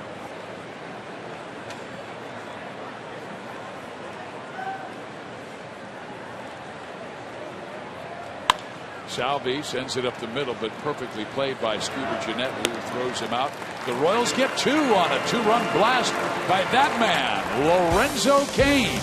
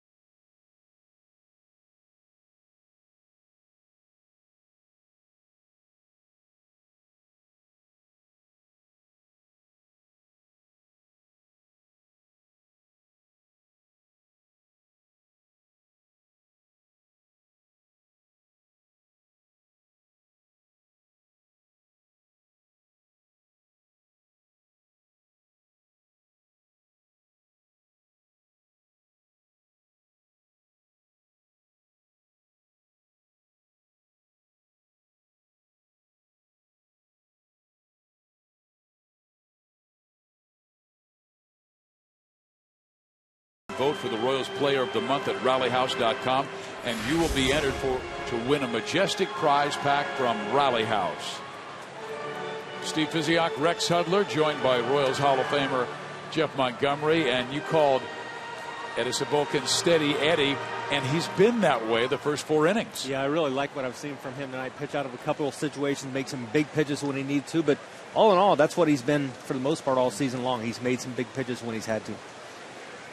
Came in with a 3.07 ERA, and Volquez will face the bottom of the order. That means Shane Peterson, Hector Gomez, and Kyle Loesch, who has one of the 4 hits off of Volquez this evening.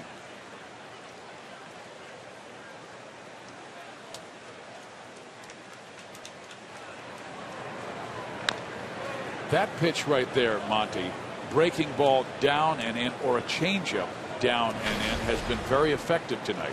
Yeah, he's got everything moving downward, and as a hitter, that's the most difficult pitch to hit and do anything productive with, because you're going to hit the top half of the ball if you do. So, as a result, get some ground balls, get some double plays in situations when it really needed them.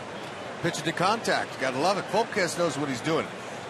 You know, Dave Eiland told me 2 starts ago that he was fighting his mechanics, and Dave just told him, hey, just keep it simple. Just go up there and throw the ball in there. I don't even think. And so we saw him earlier an inning or so ago shaking his head. You know, he wasn't happy about a particular pitch.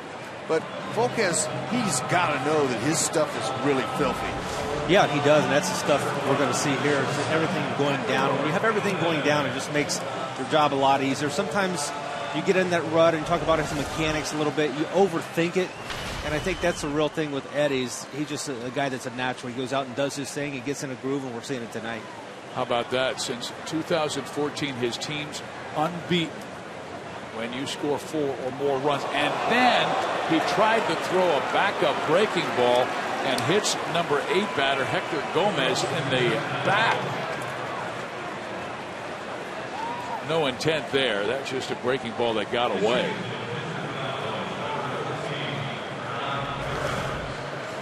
Yeah, sometimes you try to maybe make a pitch do a little bit too much, and as a result, you kind of cast it out there, you leave it out, and it doesn't get the finish that you want. And that was the case there with Eddie Volquez in that pitch. Dave Island out for the visit. Salvador Perez, and while we have the time, we want to remind you to cheer on Team USA at the Women's World Cup watch parties at the Boulevard Members Club at Sporting Park.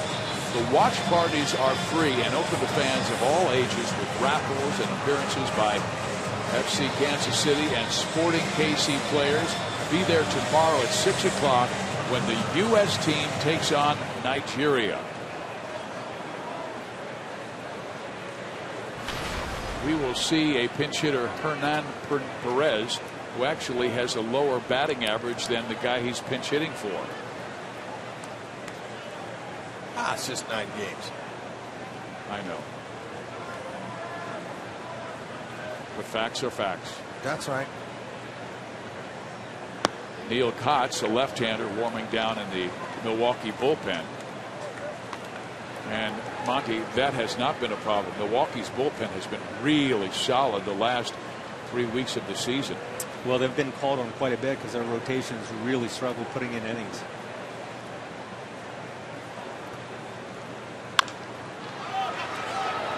Escobar tried to field it and flip it, but it was just under his glove. And so Perez is able to reach on a seeing high base hit up the middle.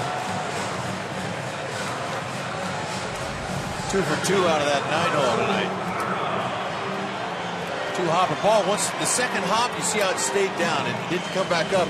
Escobar thought that it might have come up, but it didn't.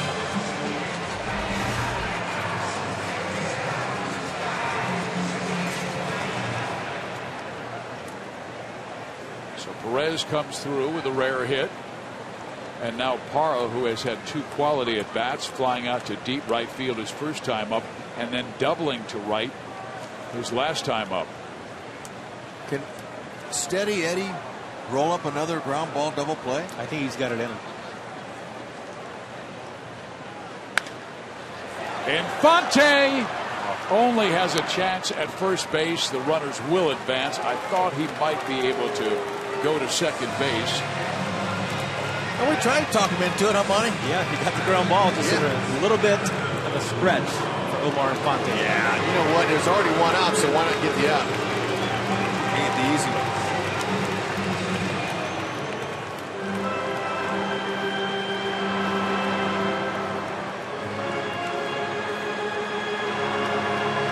Seems like every time that Lucroy is up, somebody's on base. He lined out to third, and that was a big moment in the game when Milwaukee had runners at second and third with only 1 out. And he hit a laser line drive right to Mike Moustakas, who was able to make the play. And then Volquez got Brian Braun on a ground out to third. Inning over.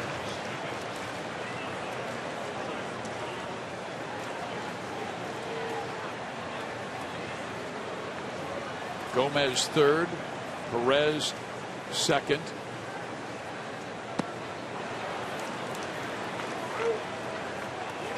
Money, I was listening to you and Joel on the Royals Hobby Live pregame show, talking about this 4-game series coming up. Brewers, not a good team, obviously. Boston, 10 games under 500. This should be a stretch where they should be able to put some wins in that category, don't you think? I think so, and I think if you look at the schedule, that's one of the things you want to take advantage of when you get teams that are down play them tight, play them good, and that's what they need to do. Right center alley. Lorenzo Cain can't reach it. 2 will score on Lucroy's double to right.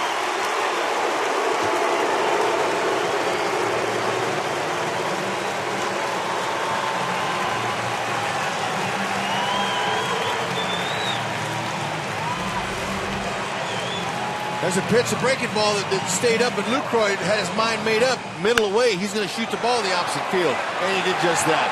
Lorenzo Cain, nice effort. He almost caught up on that ball, but well placed by Lucroy. And those are the first runs scored by Milwaukee in their last 20 innings. But the most dangerous part of the lineup has come up with runners on base. Lucroy, Braun, and Lind. The other 6, well, they're not as attractive offensively.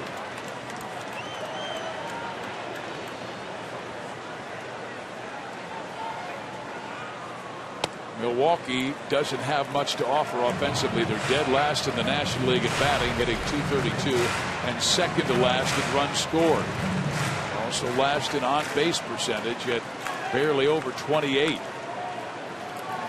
Braun singled in the first, grounded out in the third.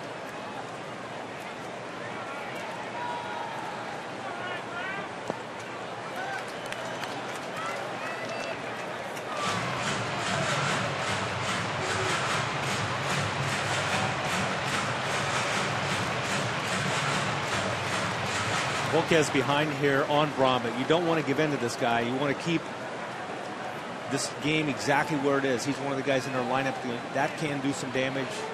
Pitch him tough.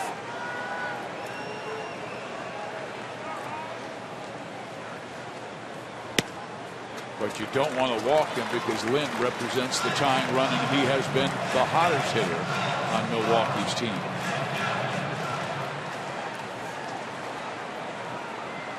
He's next. Could be looking 3-0 here, but with Lind on deck, I'd be shocked if he swung. Well, he's on.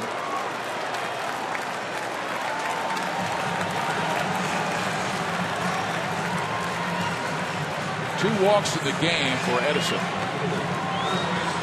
And it appears he has more difficulty controlling his fastball today than he does his changeup or his breaking ball.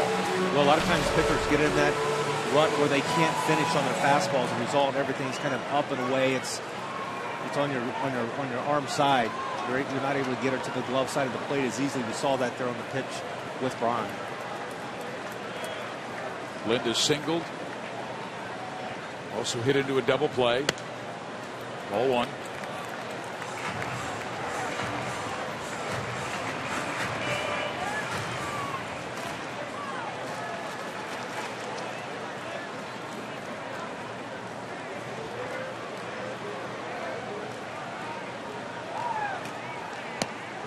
And then on a 1-0 count, a terrific changeup.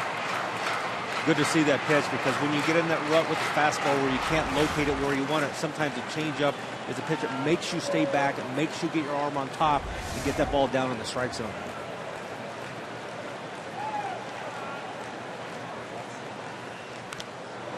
So he decides to throw another breaking ball, and that's fouled off of Sal. So immediately Laz Diaz runs out to the mound to see Volquez hand him a new baseball and give Salvi a little more time to recover from this outrage. Well, I guess I shouldn't be surprised, but Laz Diaz practically sprinted from behind Sal.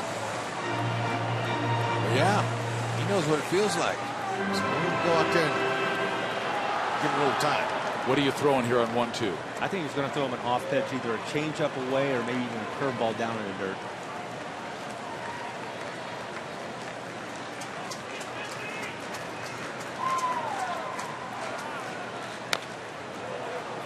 It's better. You know, he likes that four-seamer up, but, you know, you don't want to throw that here, because if it's not up, Lind can get on top of it and hit it out of the ballpark.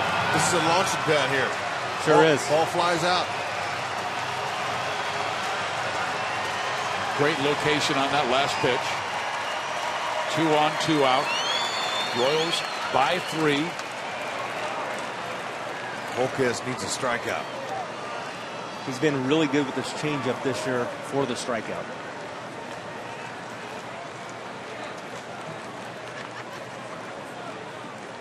Salvi and Eddie not on the same page, so Lynn asks for time, gets it.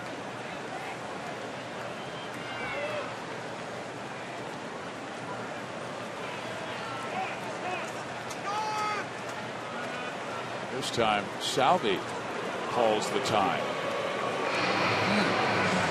You know, I was talking with Pedro Grifol today, who is the catching instructor for the Royals, and he said that Salvi has grown so much in the last 6 weeks. And he was on the top step of the dugout with him watching Yadier Molina catch. And he said Salvi was asking a lot of questions, and he said every single time Yadi calls time, it seems the perfect time to go out and visit with the pitcher, whether it's to break his concentration or rhythm. Let's see what happens. Well, nice pitch, great location, and terrific result. 2 runs for Milwaukee in the 5th. The Royals hold on to their lead, but right now it's 5-2, and we'll see Neil Cox when we come back.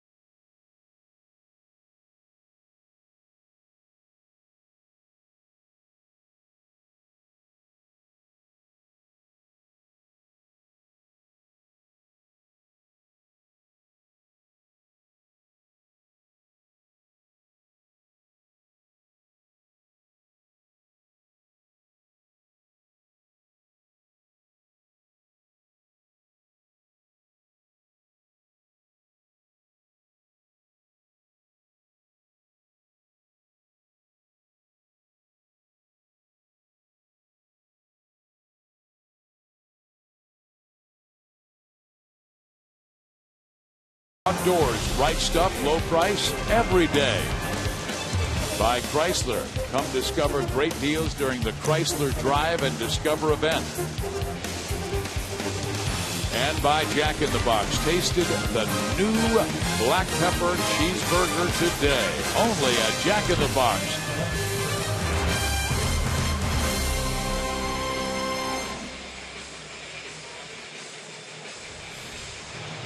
Here is Neil Kotz, the southpaw. He takes over for starting pitcher Kyle Loesch, and these are his numbers this year. He's a veteran. 27th game this year, and opponents batting .250. This is our Chevy call to the bullpen. I remember when this young man broke into the league with the White Sox a long time ago. Glad to see him still around. 88-92 with his fastball. He's got a big curveball and a changeup. Neil now 35 years young, Hud. You saw him at the age of 22. They move quickly. He is out of Illinois State. Of course, we don't age, they do. There you go. That's right. How old would you be if you didn't know how old you were? Satchel Paige said that. Well, Kotz will face a lefty, Alex Gordon, to start things, then 2 right-handers in Rios and Infante. Alex with a sacrifice fly, his first time up, his 30th RBI. 2-0. Neil last pitched on Saturday against Washington. Gave up a hit, but struck out 3 batters in 2 innings.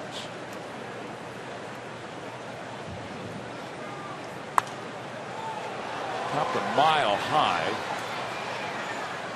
but that is back into the club level.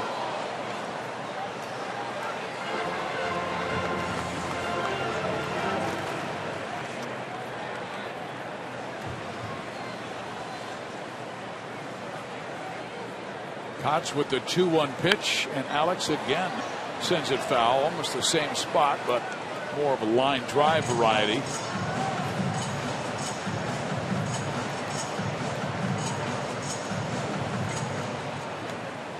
Try to keep that front shoulder in on that big curveball that Kotz going to throw him here.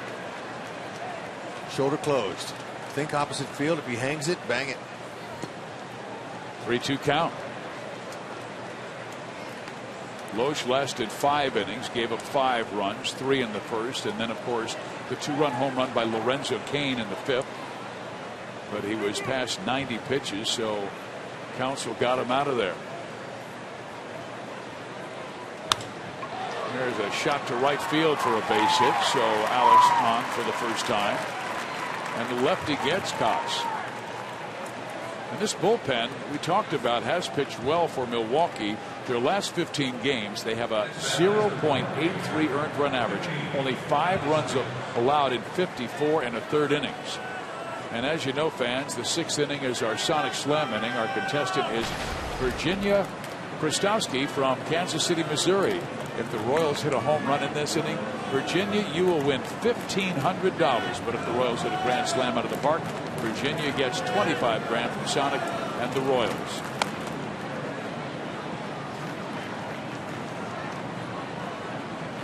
Alex Rios doubled his last time up.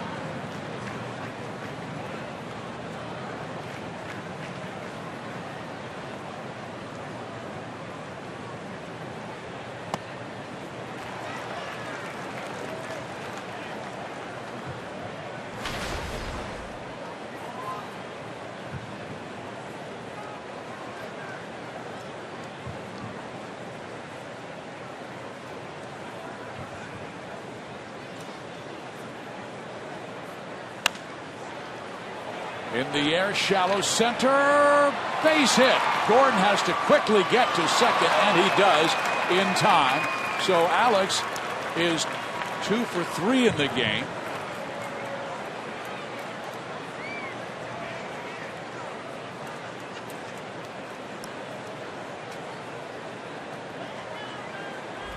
He'll take it off the end of the bat. Parra had a long run. Alex, I sure wish he'd go feet first, Monty. It scares me when he exposes his fingers like that, but that's just the way he plays. Yep. Fingers can get jammed on the base in a heartbeat, and if you don't have your hands and you're a ball player, you don't have anything.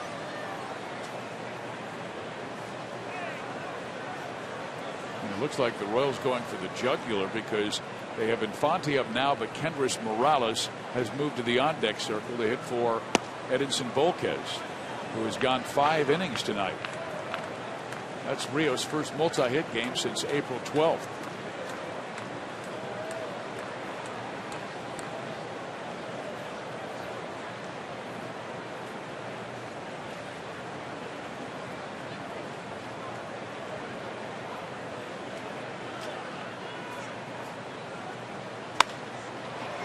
Left center field. Fall in there for him. That's a base hit. Gordon can only make it to third, and everybody will advance just 1. Oh. Perfectly placed. Oh, talk about begging for a hit. That's right. We were, and so was he. He'll take it. All he's doing is setting up the Sonic Slam. Why not? Monty, good call. I like that karma because you look who's stepping up. Oh, you know Infante was talking to that bump, that baby. Loaded up. Nobody out. Virginia Kristowski from Kansas City, Missouri, right now is on pins and needles. We had this a few years ago, and it was Lorenzo Cain who delivered a grand slam in our Sonic Slam inning. And a young lady in Overland Park became a little richer. 25 grand? 25 grand on a grand slam.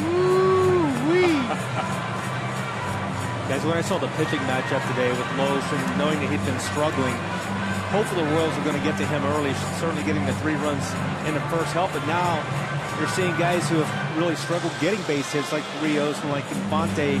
Maybe it'll be what the Royals need to get them out of that funk.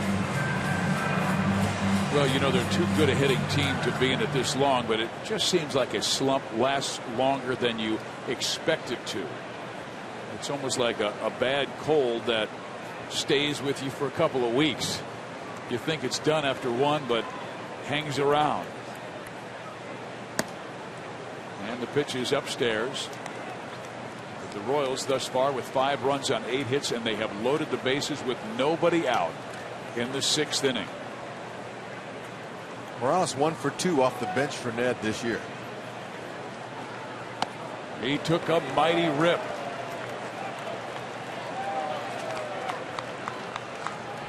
He wasn't swinging for a single there, Hud. No, that's just a little bit out of his range.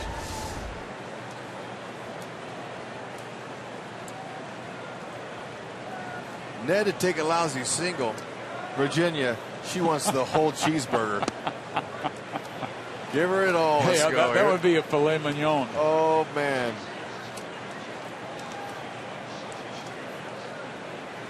The count, a hitter's count, 2-1.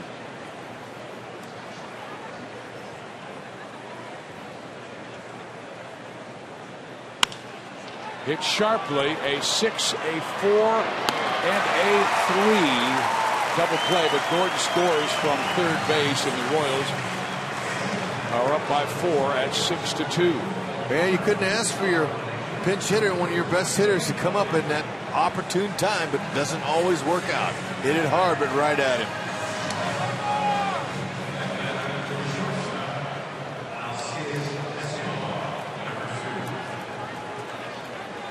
So after giving up 3 straight hits to Gordon, Rios, and Infante, Morales hits into a 6-4-3 double play. And now Escobar steps up, and he hits one softly to left, and that will get Rios home, and the Royals back in front by 5.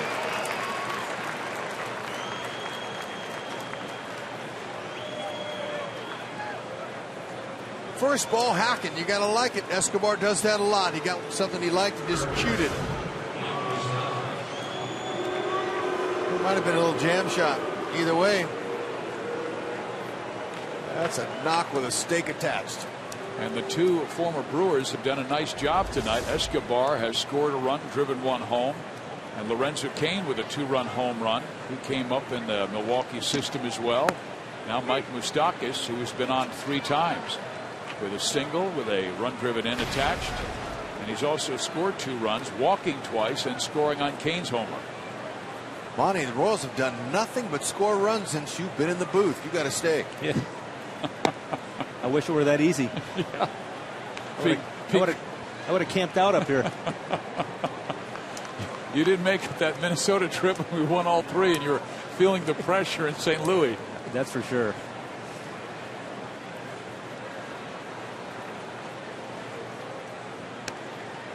Mike does not bite on the high fastball.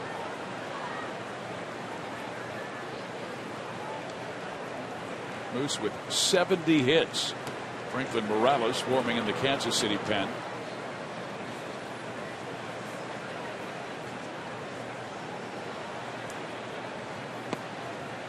I just like how Moose is taking pitches. He could, you know, if it's not his pitch, he's not going to swing. Love it. He's seen a lot of pitches. I mean, getting wide. He's got 2 walks tonight. He's on the verge of getting 3 walks in 1 game. That's right. That's a Royal with 3 walks in 1 game. Very relaxed approach. Oh, he's there locked you go. in. Watch out. 12th, 13th, and 14th walk on the season for Moose in the same game. Ties his career high.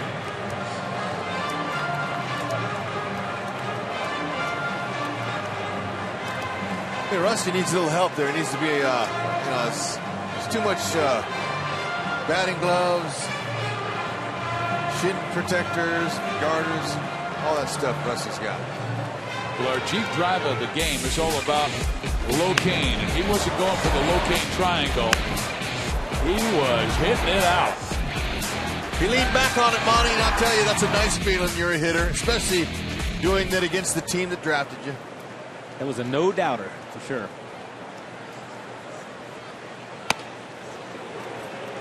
One of the great things is to see right after the opposition scored 2 runs, the Royals came right back and scored at the top of the next inning. 2 on, 2 out.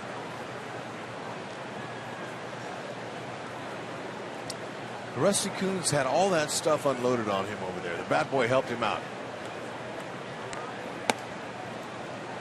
Pretty good inning when you're a first base coach and need a shopping cart for all the gear. Oh, good call, Monty. You're exactly right.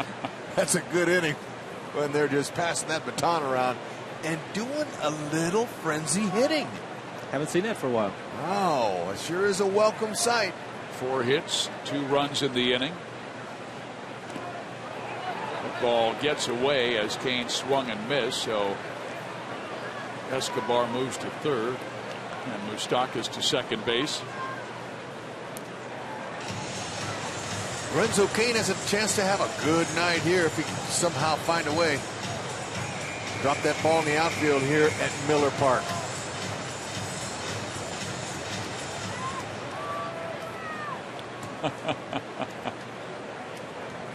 Look at that cutie.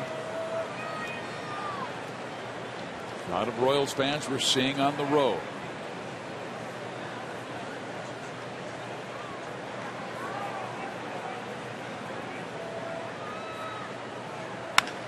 He blasts that one to left. Peterson, though, back, reaches up and makes the catch. It almost got over his head. The Royals, with 4 hits, 2 runs in the inning, now lead Milwaukee 7-2.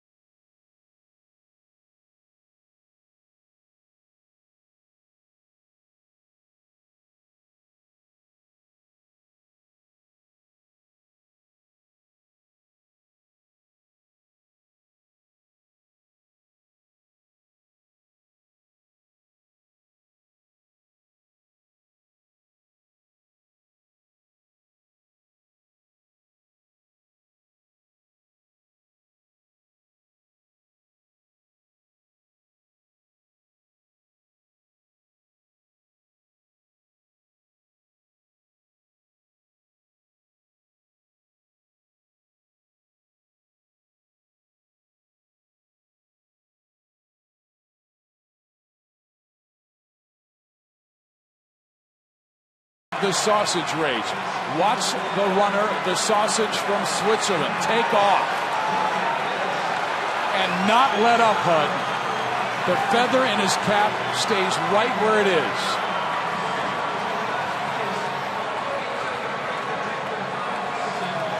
Well done.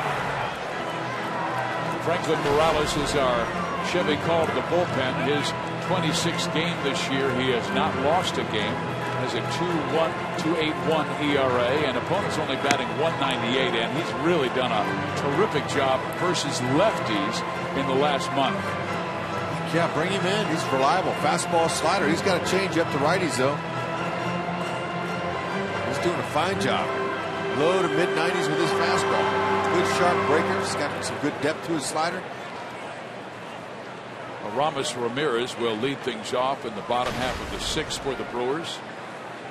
Play one more here in Milwaukee, and that game will be pitched by Chris Young for Kansas City. Matt Garza throws for the Brewers. I like Ned Yost continuing to stay with Volquez and then pushing Young back another day, just so he can see what goes on here, see some of their hitters in Milwaukee. You know, it gives Young a little bit of a better scouting report for him.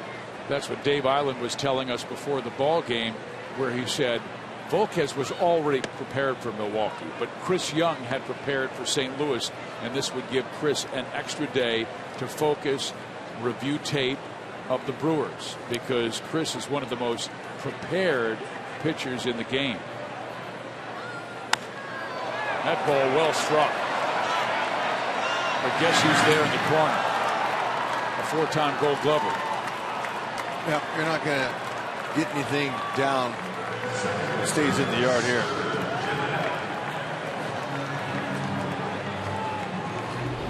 Alex Gordon knows exactly where he is every inch of that ballpark. Doesn't matter if it's a foreign ballpark. Doesn't matter. He studies. He knows.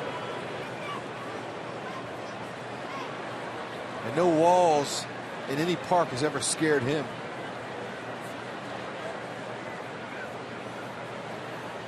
Here is Scooter Gennett, and he goes to center field. Lorenzo Cain lays out, but he trapped it. And he wanted to catch that ball. That's amazing. Everything that's hit out there, he tries to catch. I didn't think he would get within 10 feet of that. Oh, he's super quick with his jumps. Watch it. There he is, upper left of your screen, all the way at the top. He'll come right in on contact. He wants to catch it. Stretches out, so he knows he's a little short, but he trapped it. He's able to keep the glove up and keep that ball from getting behind him. Great adjustment there at the last minute. But you see how he dove young players out there? He dove on his chest. You dive on your chest anytime you dive in the outfield. To your left, right, or coming in. Always on your chest. Stay away from shoulder injuries.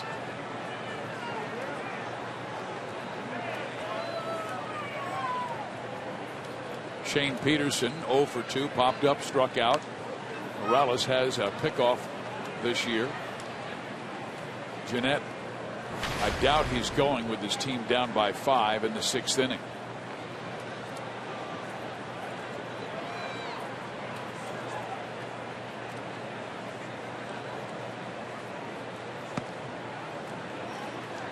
Fastball misses low and away, 2 balls and no strikes.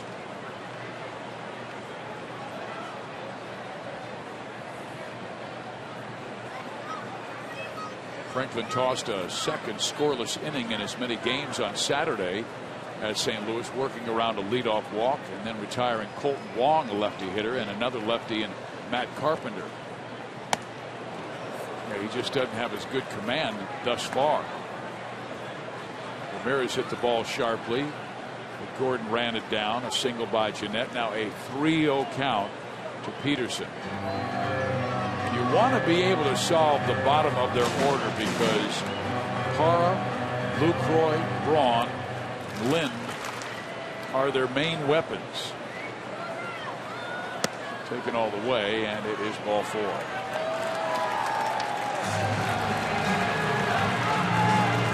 With Father's Day around the corner, be sure to get your ticket for Father's Day celebration at the K this Sunday. Treat your dad to an afternoon at the ballpark as the Royals take on the Red Sox, and the first 10,000 men will receive a special edition barbecue apron courtesy of Academy Sports and Outdoors. Tickets are available at Royals.com or by calling 1-800-6-ROYALS. And HUD, it doesn't matter if it's aprons or t-shirts, wherever you go in Kansas City, you see blue, you see that KC logo or Royals logo on so many fans in our neighborhoods. It's like a good time to me.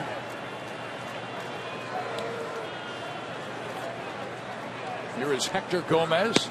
Strike 1. Good fastball at 93. I'd like to see the K packed with a lot of fathers on Sunday. I believe it will be.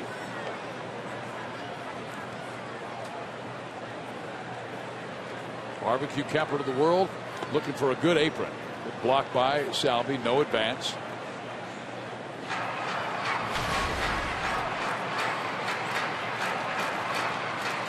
Gomez hit by a pitch in the back by Edinson Volquez when he tried to throw a breaking ball on the inside corner. It got well away from him. This kid's got some good power. He's got a long swing. I watched him in batting practice today. He's big. Not a small player at all for a shortstop. Nice chance there. Now he's ahead to count. He took a big rip. There it is. There, that could hurt him, especially early on. Early on, you want to try to establish yourself, get some hits. You know, let the occasional power show, but you don't want to overswing too much. And that breaking ball got away from him, and you could see where Salvi wanted it down.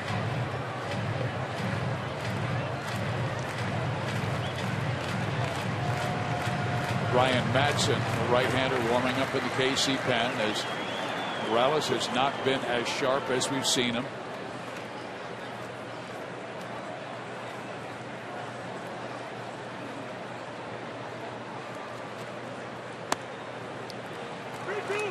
Yeah, he's having some issues with his shoulder, staying on top and is flying open.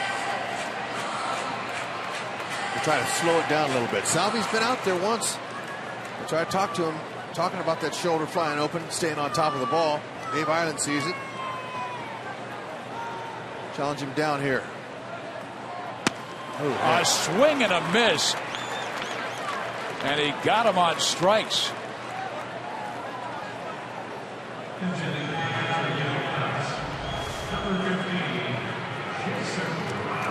Yeah, there it was. He challenged him.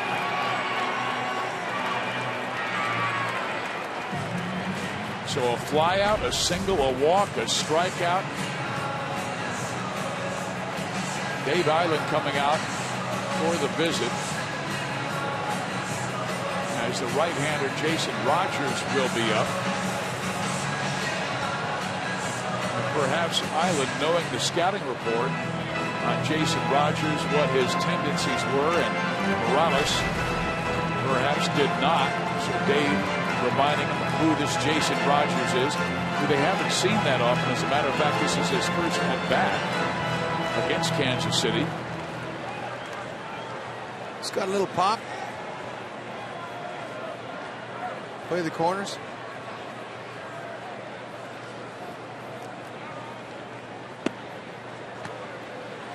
No ball one.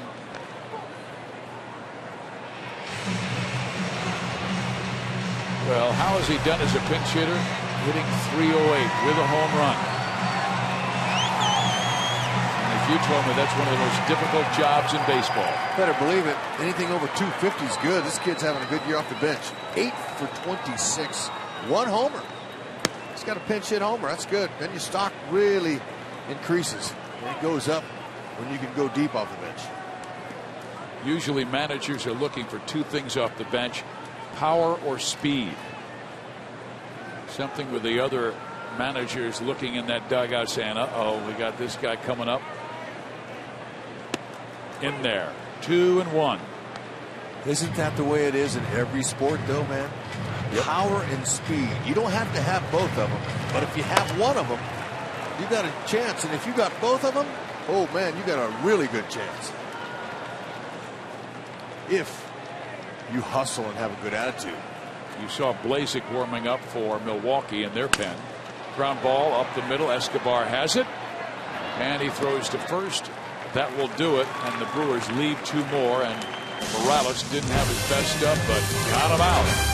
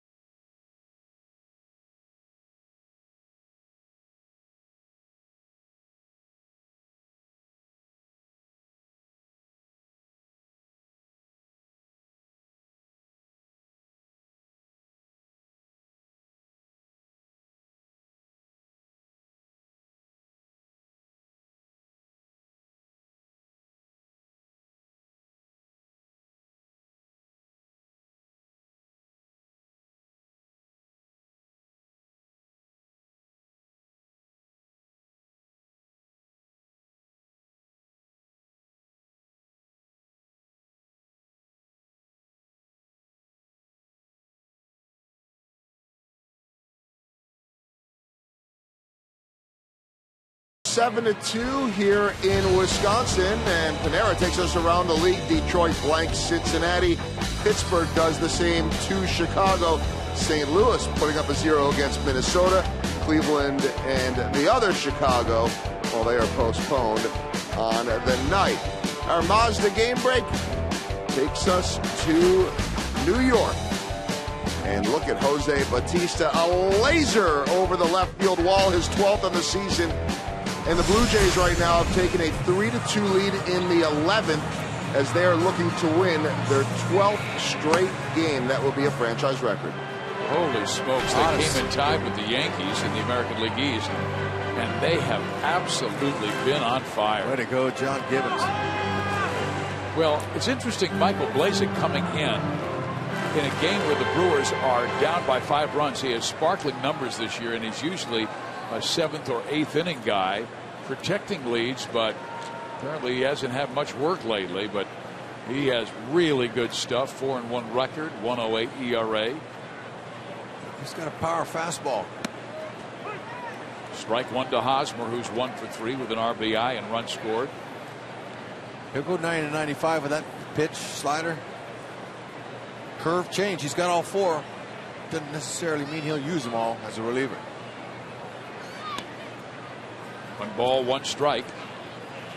Matter of fact, when Greg Counsell made his managerial debut, it was Blazek who got the win that night.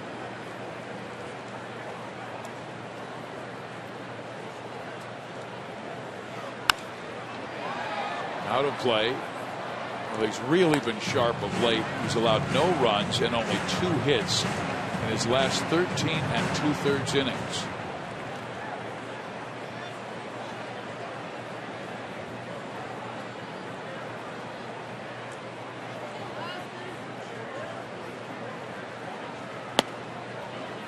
Down low on a 2-2 count.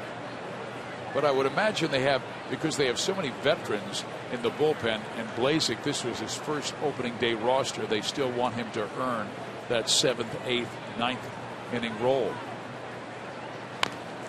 And Frankie Rodriguez is their closer, of course. Corey Knebel is probably their future closer, the former Texas All-American. Jonathan Broxton and Jeremy Jeffress have been their setup guys. Both once pitched for Kansas City.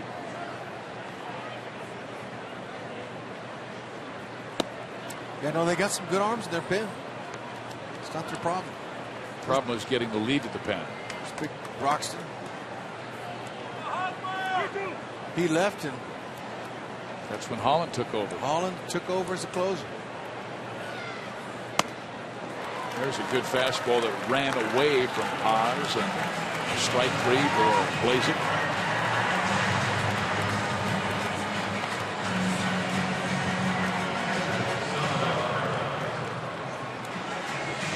Salvador Perez 1 for 3. He singled up the middle, part of the Royals' 3-run first inning. And that pushed a runner to third, and then Gordon's sacrifice fly knocked in Hosmer.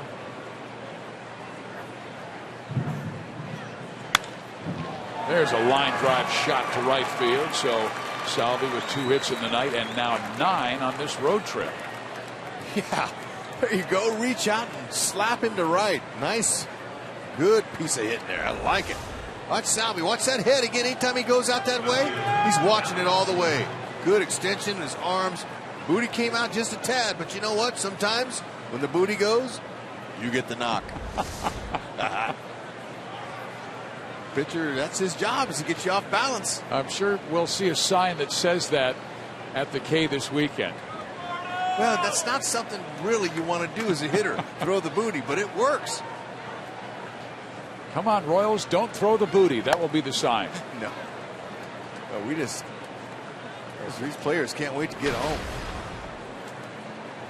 Yeah, and it's a short homestand, fans. We have Milwaukee for 2, Wednesday, Thursday, the Red Sox for 3, then back on the road for more than a week. The next road trip is Seattle, Oakland, and Houston. Why not? It'll be in July. Why not come to Seattle? I'm sure we'll see some Royal support there. Gordon is one of the leaders in the All-Star voting.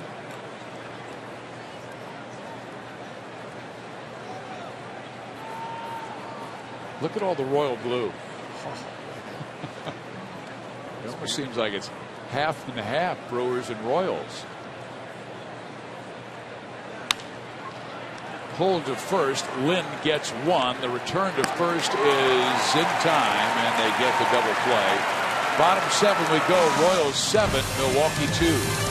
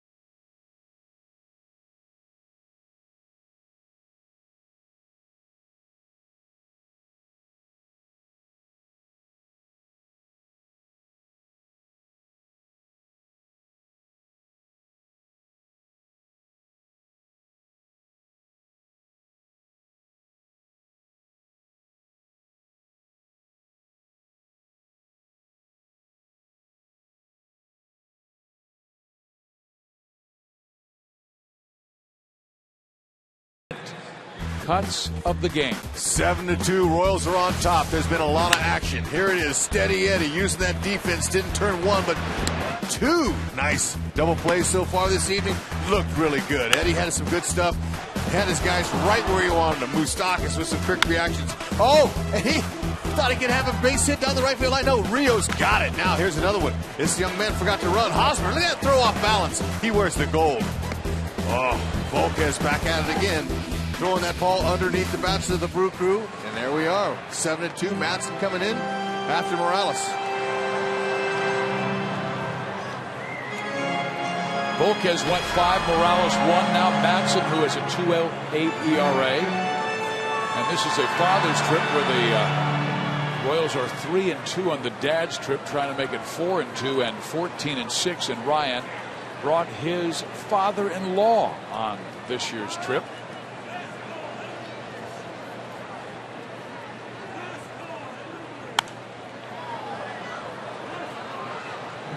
Darryl Crandall has been with him in Minnesota, St. Louis, and now here in Milwaukee.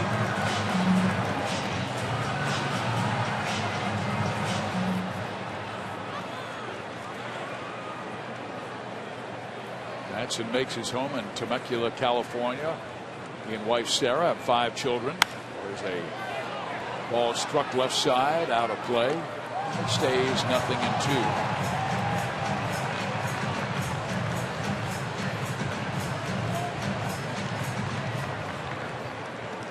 Parra has flied to right deep and then doubled to right and then reached on a fielder's choice. Oh, great changeup by Madsen, struck him out. Fans, you can follow live Royals baseball with MLB.com at bat on your smartphone or tablet. Stay connected to the Royals all season wherever you are with the MLB.TV Game of the Day, in-game highlights, live look-ins, replay reviews, radio broadcasts, and more. Browse the app's new features, including StatCast tracking videos and bilingual access for Spanish-speaking fans. Download MLB.com at bat, the #1 app for live baseball. 1 out. Lucroy up with nobody on. That's good to see. He drove in their only 2 runs with a ringing double in the 5th.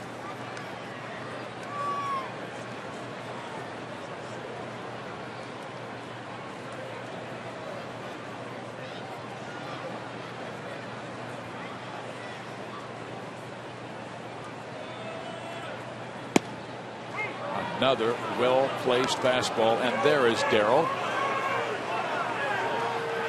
Daughter Sarah met Ryan when they were in the 6th grade together. Ryan finally worked up the courage to ask her out as a junior in high school, and they've been together ever since. Well, Ryan's kind of a shy guy. And Ryan grew up just a few blocks away from the Crandalls. Darryl was telling us the other day that we were so emotional because Ryan had been out of baseball since 2011. And when we got the call that Ryan had made the Royals big league club out of spring training, he goes, I wept. I mean, I was really emotional. He is such a good kid, just like one of my sons. In the air, left side. Gordon. 2 outs. Yeah, it's Madsen, just so experienced. His many years of setting up and closing games for the Philadelphia Phillies. He just had too much experience, and to pass on him and to let him go to somebody else. Could have been the Detroit Tigers might have picked him up.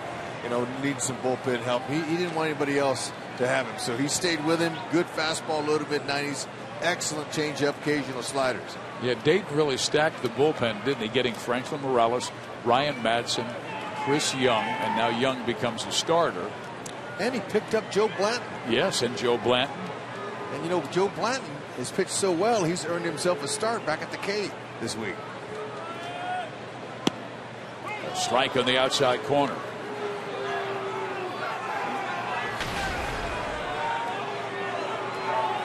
Ryan in negotiations with Laz Diaz, and he'll lose that argument. But looked like it was very well located.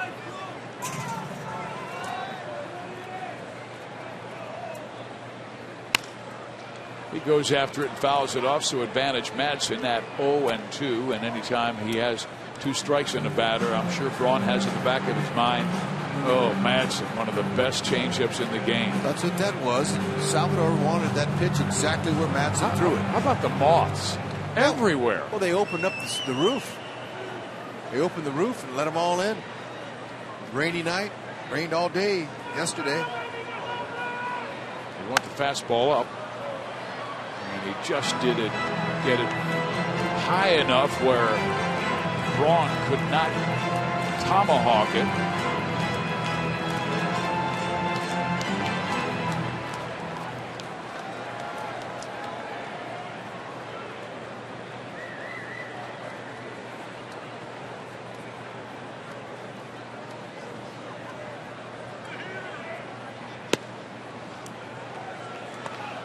Better the moths are flying around, although that distracts your focus a little bit from your vision, than mosquitoes. Mosquitoes are the number one distraction as a player on the field. Mosquitoes, especially if they're big.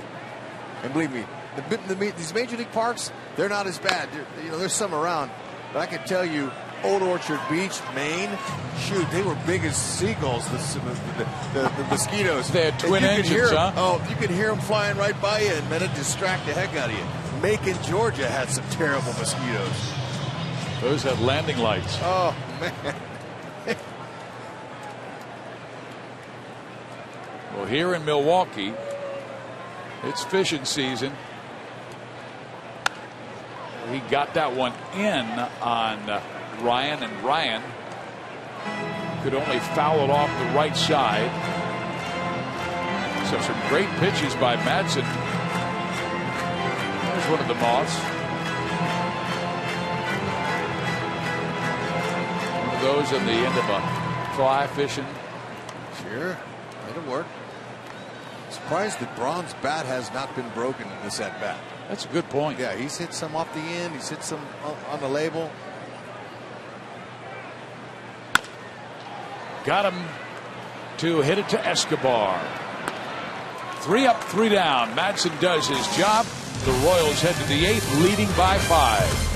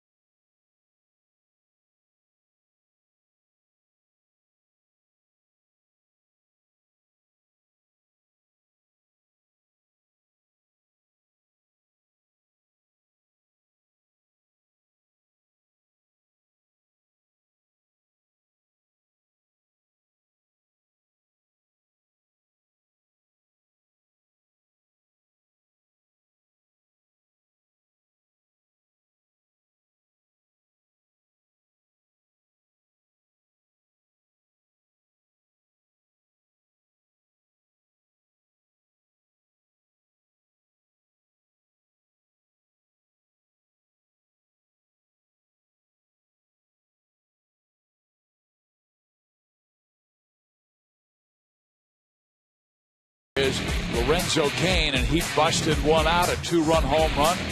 Alcides Escobar came up in the Milwaukee organization, came to Kansas City in the Greinke deal.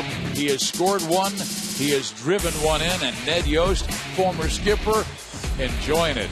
Well, this copyrighted telecast is presented by authority of the Royals Baseball Corporation and may not be reproduced or retransmitted in any form, and the accounts and descriptions of this game may not be disseminated without the express written consent of the Royals. Look at that baby dipped in cinnamon, sugar, a little bit of butter I saw there. Oh, how about some coffee in the morning with that? Ooh, my.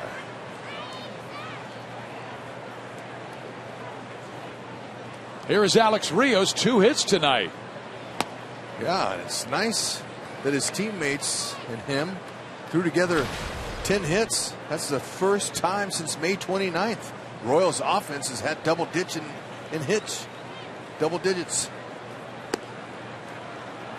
And Rios has 2 of them, a double to left and a single up the middle. He has scored a run. And Fonte also has a hit.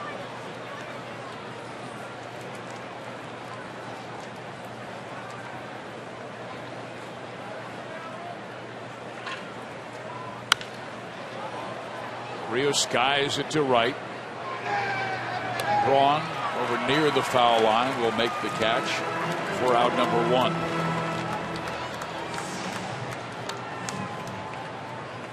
So for Blazik, he has allowed 1 hit. That was the single by Perez, but has faced the minimum because the next batter, Gordon, hit into the 3-6-3 double play. Now he'll face Omar.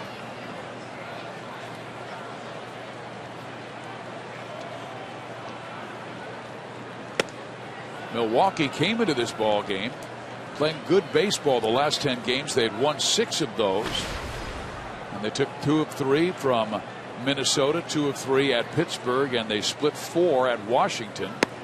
It's a darn good team that many people feel will be in the World Series representing the National League.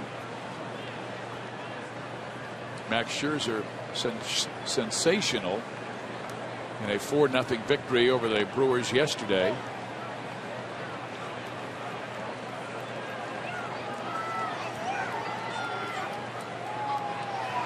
Gerard Dyson, who will hit for the pitcher Madsen.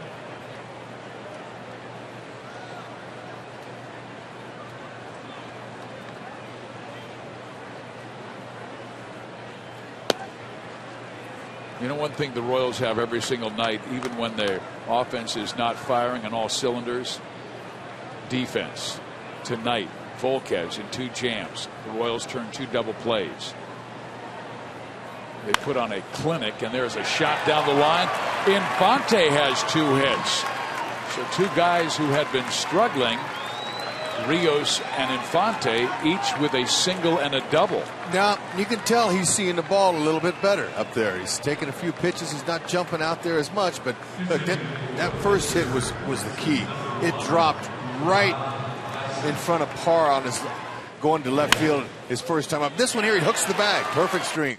That'll keep him going and hope get him going.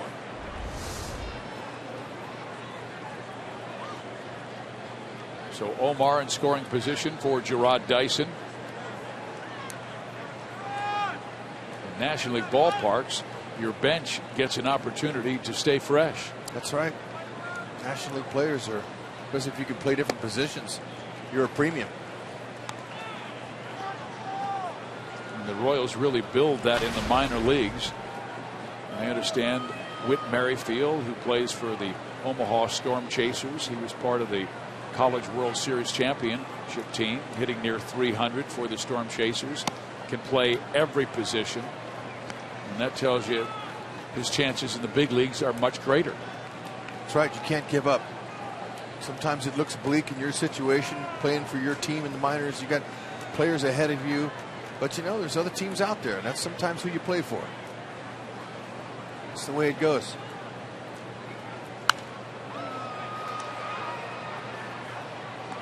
One ball, 2 strikes. And that's why Ned Yost has a guy like Dyson play all 3 outfield spots in spring training. And then he'll also have some of the other starting outfielders, with the exception of an Alex Gordon. but he'll have Kane play center and right. Paulo Orlando played all 3 outfield spots in spring training. Ground ball to the right side. This will get an out, but also get Infante to third. Fans, Thursday, Major League Baseball returns to Fox Sports 1 with an interleague matchup, and it's at our place. The Brewers taking on the American League Central leading Royals. Coverage begins at 7 o'clock only on Fox Sports 1 and streaming live on Fox Sports Go. National networks more and more interested in Kansas City because they're the American League champions and in first place in their respective division. And the Royals will be facing the National League here next month in the All-Star game. You gotta like it.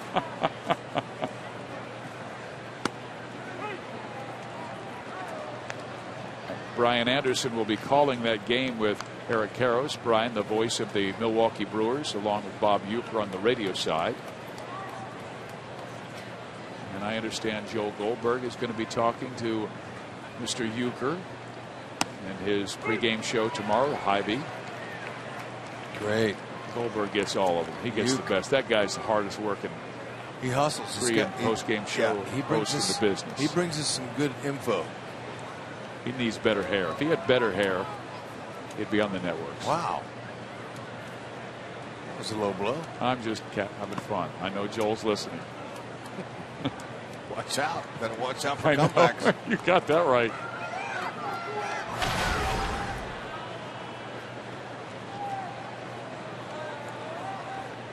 Eski's had an active night.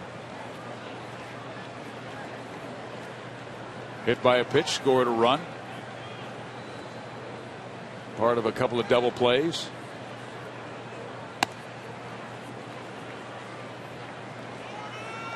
He was the middleman in a rare 5-6-3 double play.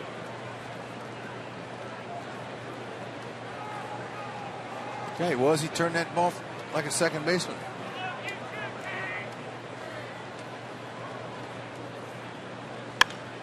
Punches it into center field. This will score Infante, and perhaps the Royals getting some breaks. That was just a throw the bat at the baseball, and it found green. Is this a... That's a booty fly. Yeah. I was going to make sure you said it. Right. Well, here it is. He's off balance. Okay, everything's out there. He just, except his hands. His hands are back. And when you keep them back, you can get hits like that, especially when you stay under the baseball. Beautiful knock.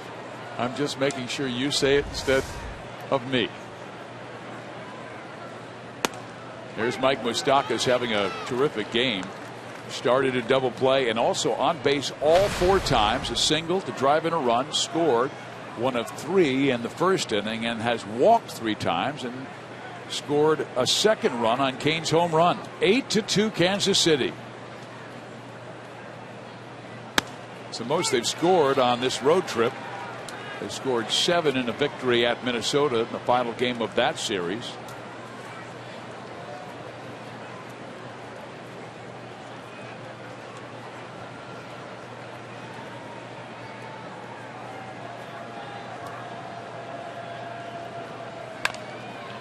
Who's got tied up, rolls it to second. Jeanette gets the out, but the Royals get 1 more run. A double by Infante and a single by Escobar. Here comes Jason Frazier.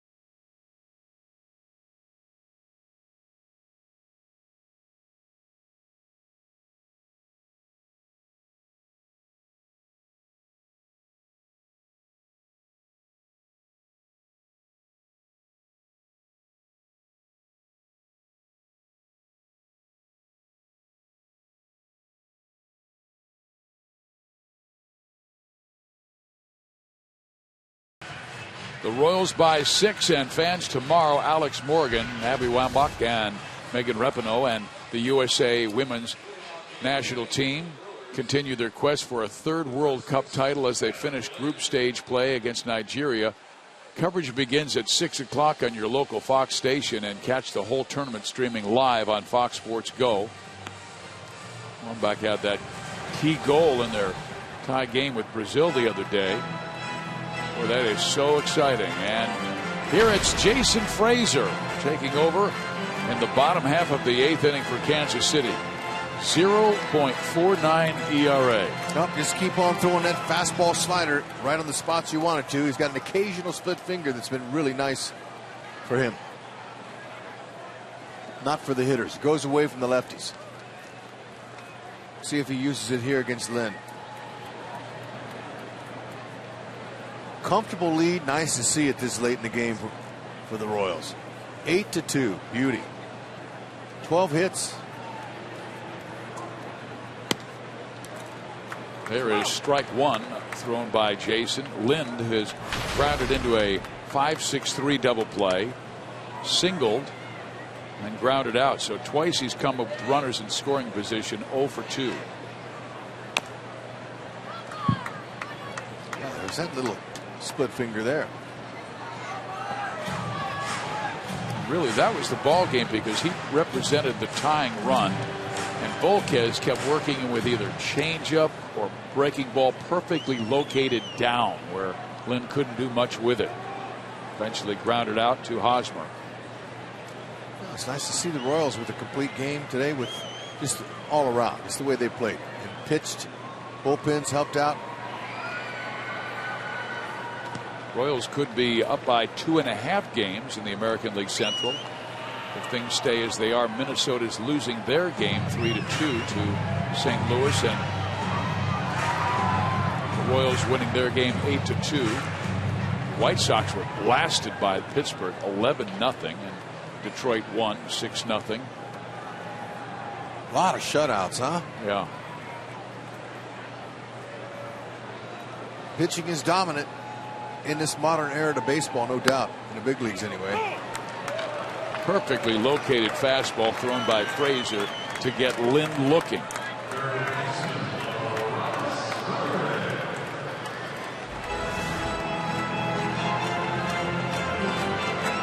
Great pitch, perfect spot. Lind, you got to go.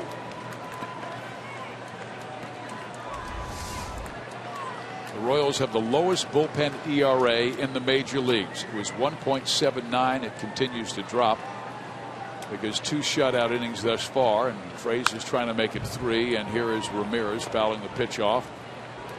Greg Holland loosening up.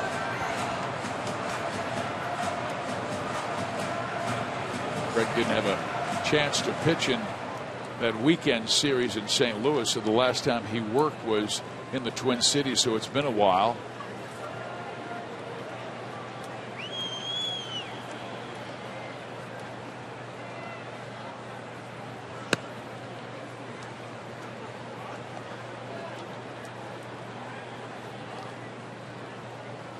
Holland, last time he appeared in a game was Tuesday in Minnesota, so it's been almost a week.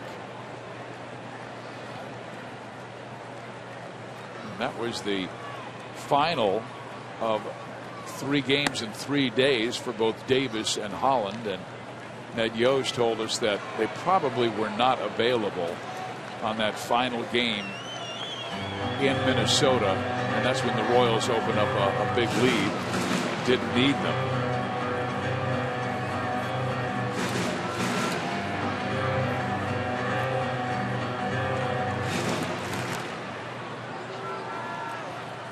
Ned does a good job of spreading the innings around and keeping his guys fresh if he can, but he knows how important that bullpen will be in September. Fouled off. Back in the count is Frazier at 2-2. You're right, just closing out games. I mean, that's the problem. I thought the Chicago White Sox, who were many people's pick to win the Central this year, are going, really? And they just didn't have a solid bullpen, and now they're still searching for that 5th starter. And Rodon apparently got blasted tonight, the young rookie who has dynamic stuff, but Pittsburgh jumped on him as Carlos was the scheduled starter, and the Sox had lost 4 in a row.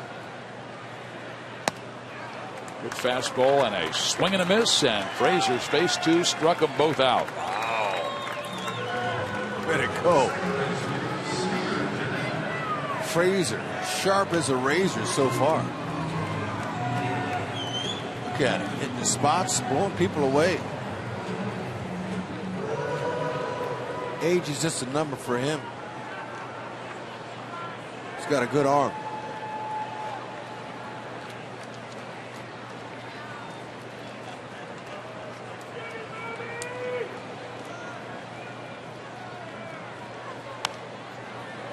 Came on his hands with the breaking ball, and Scooter Gennett fouled it off. Scooter got the name because his family, when he was young, watched the television show Muppet Babies. Apparently there was a character on Muppet Babies named Scooter. Okay. Amazing how these guys get their nicknames. You gave me a look like, really? You had to tell me that, Fizz? No, look, that was interesting little tidbit there. Just telling Jeanette family history. Right. We need to know these things.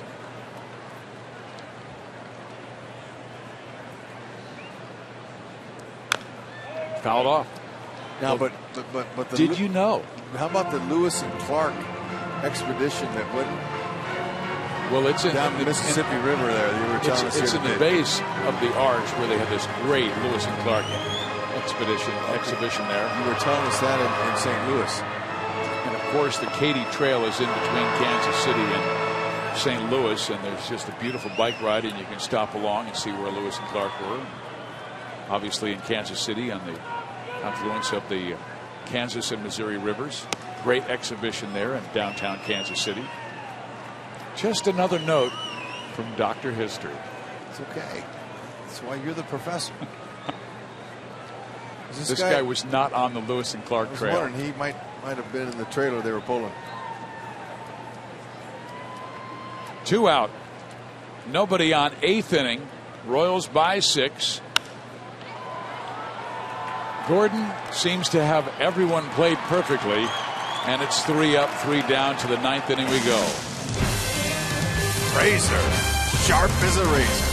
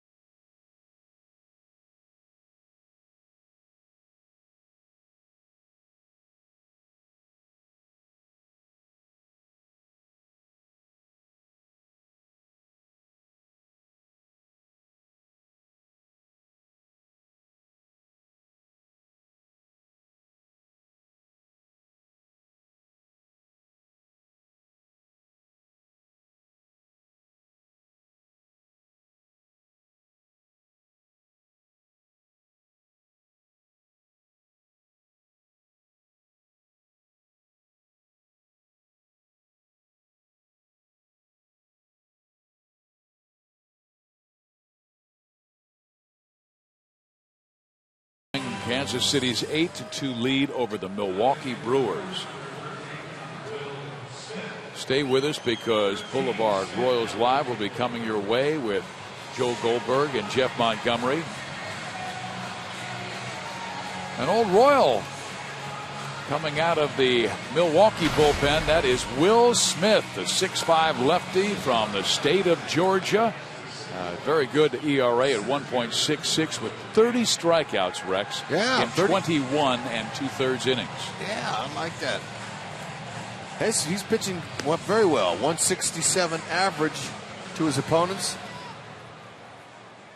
And they're thinking about making Will a starter last year. I mean, he is a big physical guy, 6'5", 260, and he has a very smooth delivery, so you know he can go deep into games.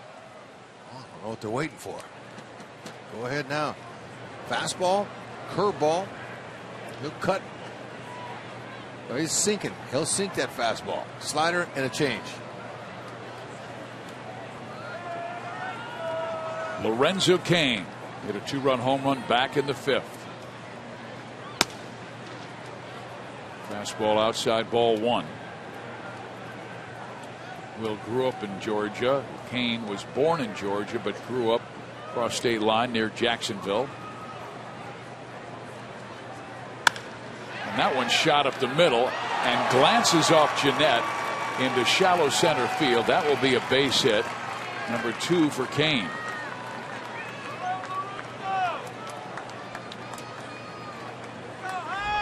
Short, compact stroke right there. Right, ball was up. Didn't try to do too much. Just put it where it's pitched. Nice job. Scooter almost got to it. 5 Royals with 2 hits tonight. That sure is a good sign. This team had been struggling for offense lately, but their pitching and defense had carried the team coming into tonight's game. Their pitching staff the last 17 games had an ERA of 3.08, and the defense all year long. Well, they're first in the major leagues in defensive runs saved, plus 42 coming into the game, and here we're hearing that chant. Yeah, so the people here, the sound people at Miller Park, had to play some music to drown out the Royals fans. Really? Yeah, how about that? Not very good host. No, but I noticed that. They come from all over, even from the Bahamas. Look at that young man. He's got it going early. Yeah, nachos and cheese. Focus is there. Yum.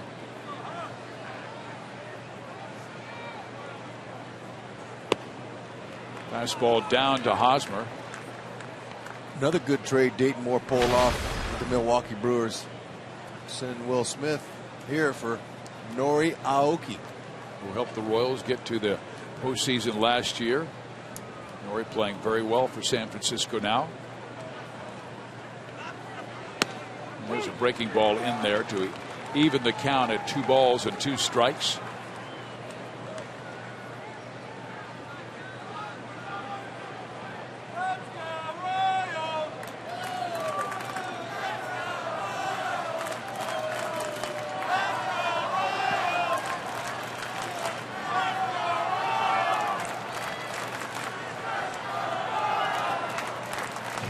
There's the familiar chant, and there's the music that follows it. Yeah.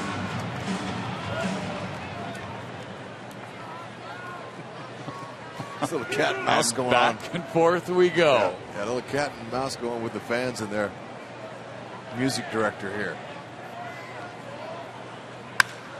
Hosmer hits it sharply to the second baseman. They get 1, but they do not get Eric.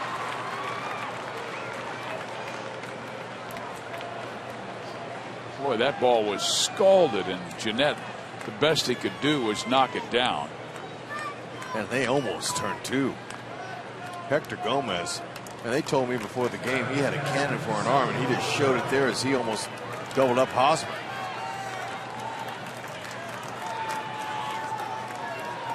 Yeah, they had moved.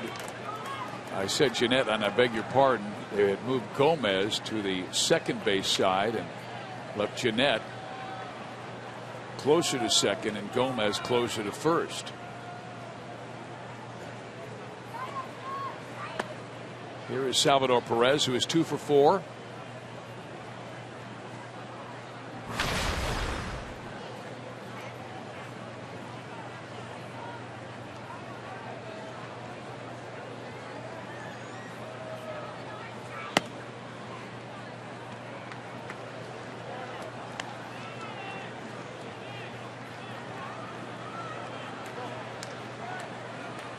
Salvi singled in the first, grounded out twice, and singled to right field off Blazek in the 7th.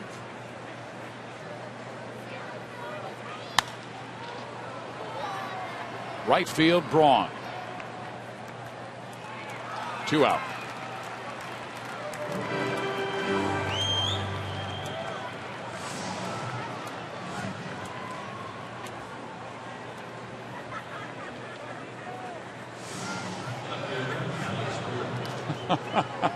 That's one of your saying. Even in Wisconsin, you can't sneak cheese by the Royals. I totally agree with you, folks. There is no way, especially now the Royals seem like they're getting back their offense. 13 hits, first time since May 29th. They've been in a double-digit in hits. Gordon with a long fly to left. Peterson is back, and he will make the catch, and that will do it for the Royals. Greg Holland will come on for the 9th inning to protect a 6-run lead.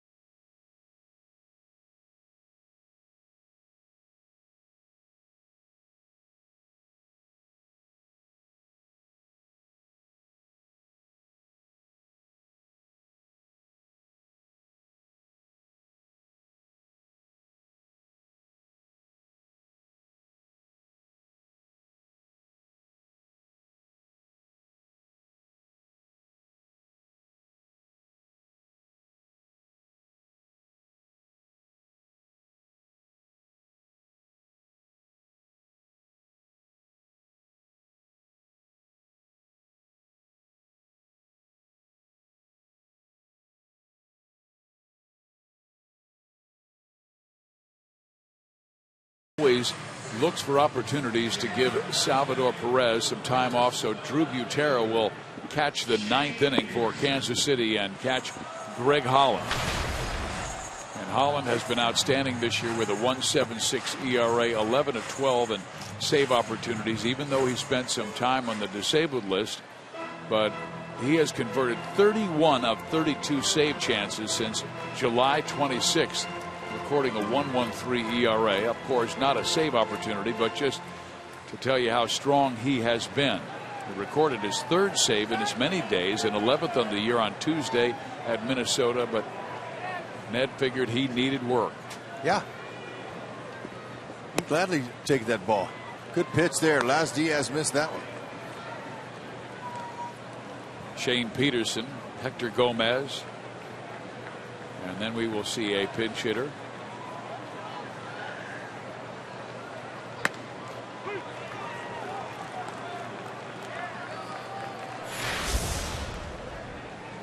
Entering today, the Royals led the American League in all of baseball in bullpen ERA at 1.79.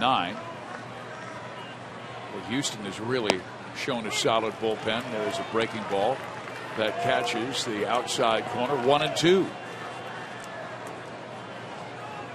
Boy, that's a beautiful pitch there. Holland staying right down in the zone with his stuff. Like it. And a single is knocked off the glove of Escobar into center field.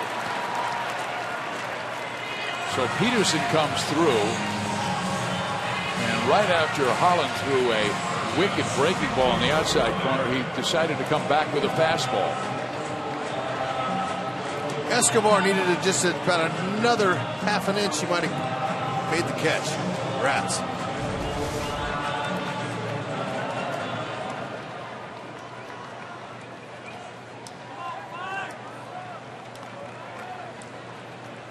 Now Gomez. There's the good breaking ball. Strike one. He's been throwing a curve this year too. Yeah, he calls it a slow boy. It is, because his slider's usually in the mid 80s.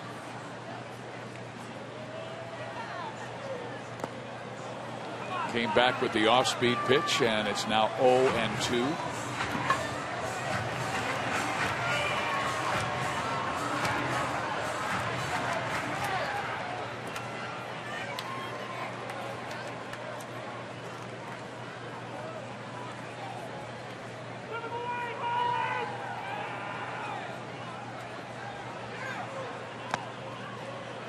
Tried the same pitch, but this time Gomez was not as aggressive.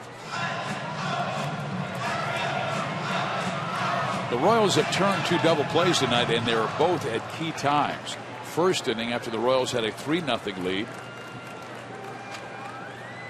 And Milwaukee had runners on first and second. Ground ball down the line, just past Moustakas. So second and third for Milwaukee as the bottom of the order is coming around.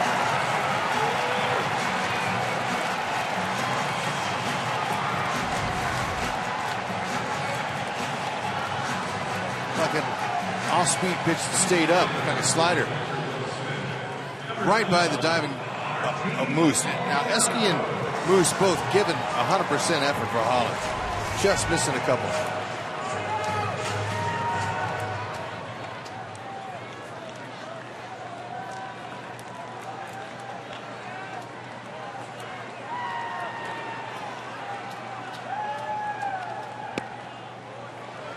Now Maldonado is the batter. He is pinch hitting for the pitcher's spot. Martin Maldonado hitting 173. A little bit of a long swing, but 3 home runs.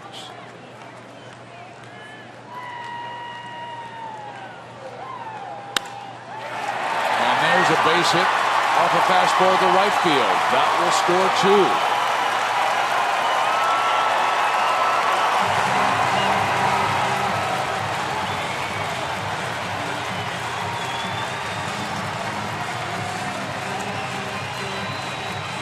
So the Brewers with a late uprising late in this game. That Holland's just missing out over the middle, especially on that pitch. There was a fastball, short, quick swing. Pinch hitters, they're always looking for the fastball. And Holland gave him a nice one to hit. Not being a safe situation, he's not really focused exactly on being razor sharp, but he's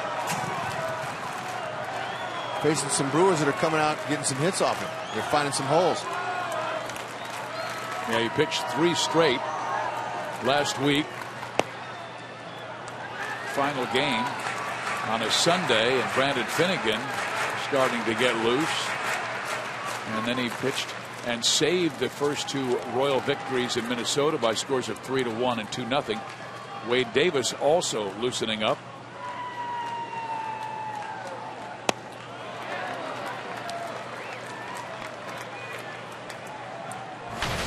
Parra has flied to right field, doubled to right center, grounded to second base, and struck out swinging.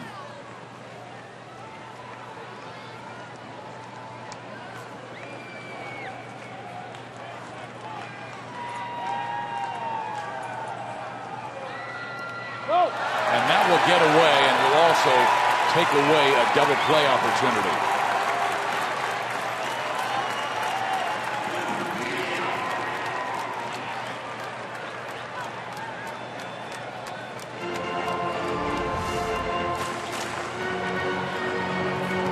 Much Drew could do there. Second wild pitch on the season by Holland.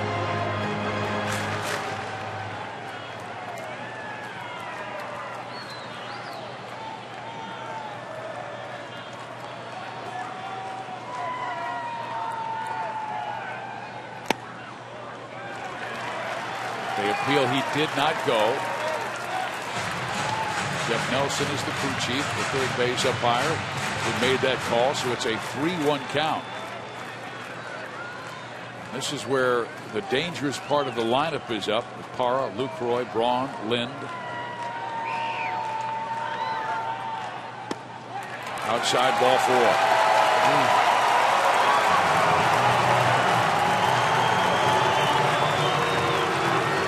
Holland looking a little bit rusty tonight. He had not pitched in 6 days, and he was able to get ahead with his breaking stuff early, but not finish guys off. Single, double, single, wild pitch, walk. And so Ned Yost will get Wade Davis ready. Still nobody out. Know who you're working with.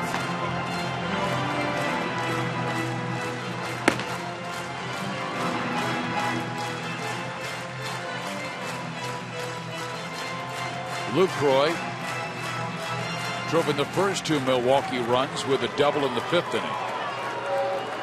Maldonado got the next 2 here in the 9th. He might be able to get 2 outs in 1 pitch. Keep that breaking stuff down there. Makes get Lucroy to hit 1 to Escobar.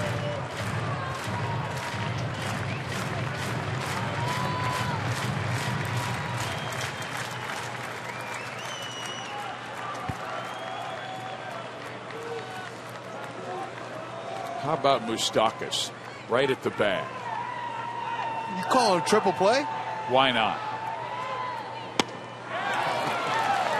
0-2. Well, they are at triple play Go depth. ahead. Look, a one hopper to Moose at third, you can do it. That's what I'm saying. It takes him to the bag. Yeah. That pitch there, that was a good spot on the outer half there. I've never heard anybody call a triple play in the comment. Well, they're at triple play depth. Yeah, well, you're right. If you could just hit it there. Instead, it's lasered to left field. And this will score 2 more. No, they're going to hold the runner. Boy, he was going to score, and so 1 scores, and Lucroy stops at second base, and Holland hasn't been able to get anybody out. So it's getting a little dicey here in the 9th inning. Yeah, Ed Sedera, third base coach for Milwaukee, did the right thing, though. There's nobody out. There's no need in trying to run into an out there. Now, if this 3-1 runs to tie and run coming up here, Ned's got to make a decision.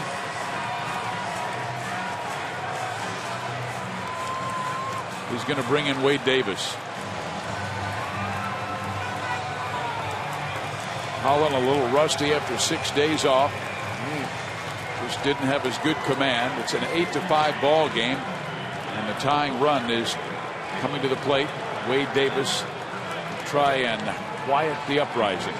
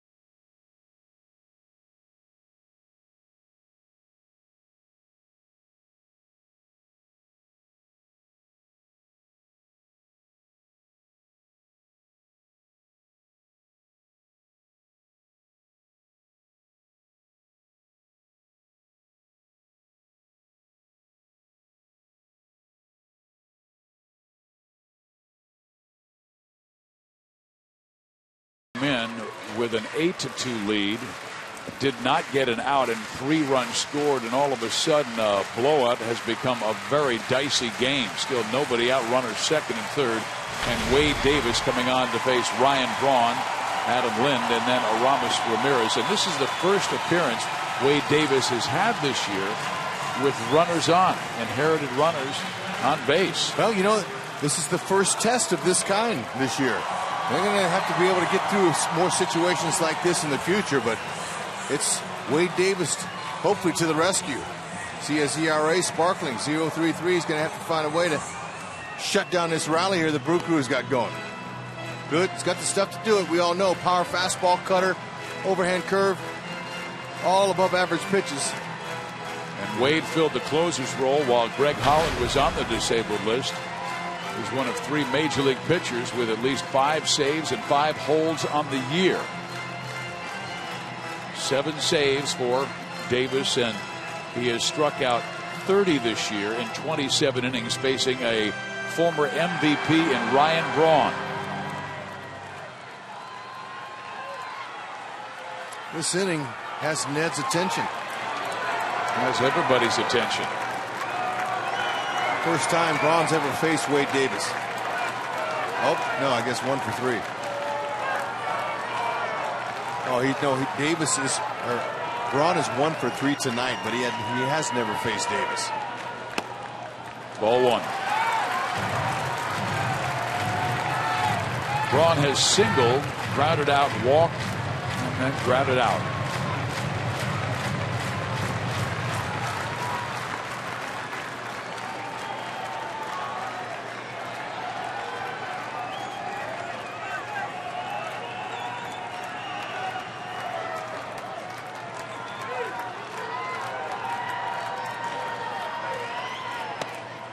Ball 2.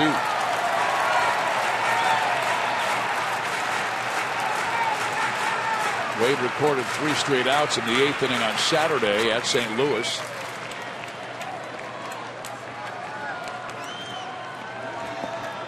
Dangerous power hitter with 13 home runs this year.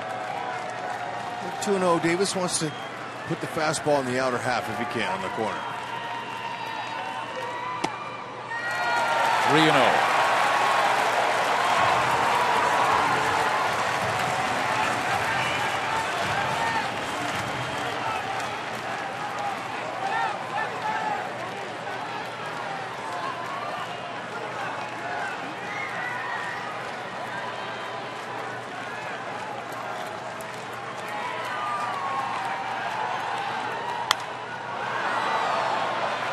Green light on 3-0.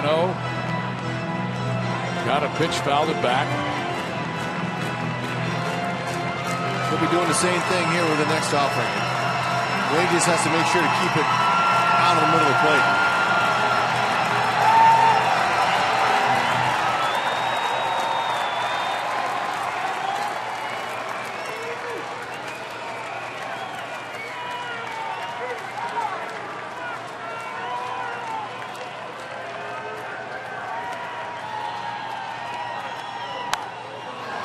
Good swing on a 96-mile-an-hour fastball and fouled almost straight back, a little bit off to the right side. Yeah, Braun saying that was my pitch. It was up, and it was the one to do the damage on, the drive, and he missed it. And that's what Braun was saying to himself as he backed off the plate. Tried to regroup. Now Davis will see if he can finish him off after coming back into the count.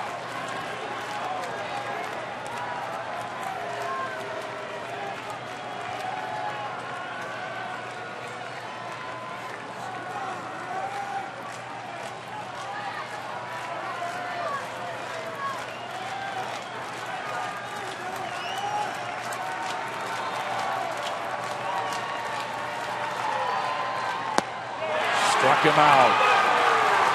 He tried to check his swing, but could not, and the Royals get their first out of the 9th inning.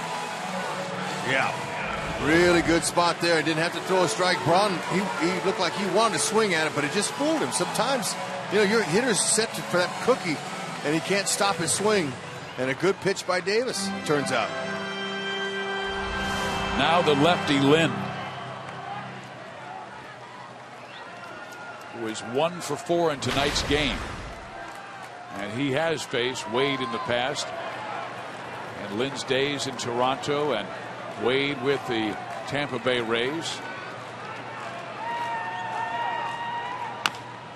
Taps one to first, but foul. Strike one.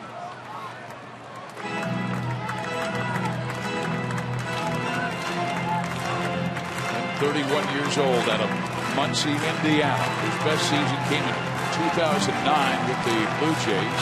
He hit 35 home runs that year and drove in 114.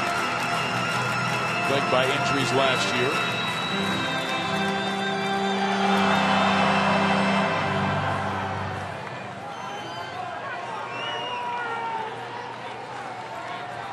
Eventually, Wade will bring that hook in. Line to Escobar, and everybody has to hold, and now there are two out. Woo.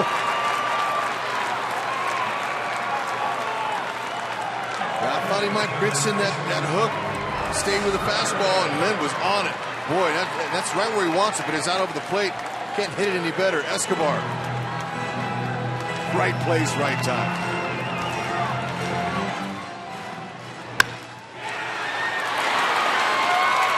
They would have gotten to Ribby on that, but not. I don't think they would have gotten that second run home there at second bases. Lorenzo Cain, he was all over that. Had it got by Escobar. It did not, and now Milwaukee down to their final out. Ramos Ramirez, 0 for 4, 3 for 15 on this homestand.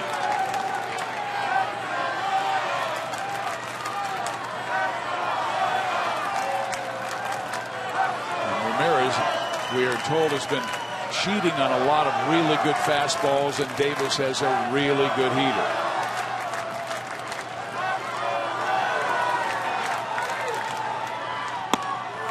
Like that. 97 now. He's got that cutter from 93 to 95.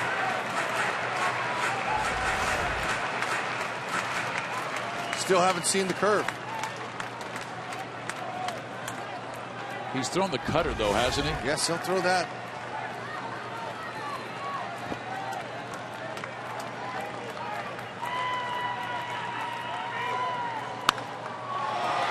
High fly ball, left field. Gordon wants it, and that's a Royals victory.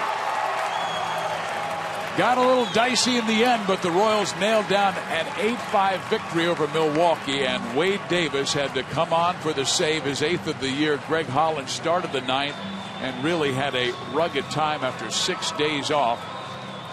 But Davis comes up and gets 3 outs, a strikeout, a line out, and a pop-up, and the Royals have a victory. Double hits, or excuse me, double digits in hits. You got to love that. The Royals with 8 runs on 13 hits, no errors, and they left 7. And they got him early, 3 in the first inning, led by Mike Moustakas and Eric Hosmer. How about Lorenzo Cain laying back on one? 5th homer of the year. Infante got a couple of hits. Yeah. Some of the guys getting back on track. Gotta like it. Look at Rios. Escobar, Cain, they all got chipped in today.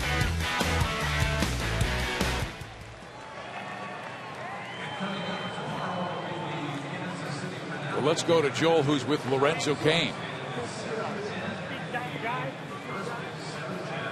All right, guys, thank you very much. We're visiting, actually, it was Rusty Kuntz talking with Alcides Escobar and Lorenzo Cain. 2 guys that were traded over for Zach Greinke. That probably seems like a long time ago, Lorenzo, but you're playing here for the first time since 2010. What was tonight like for you? It was a great night. I feel like as a whole, the entire offense was swinging the bats really well. So, glad we were able to get out and score some runs tonight.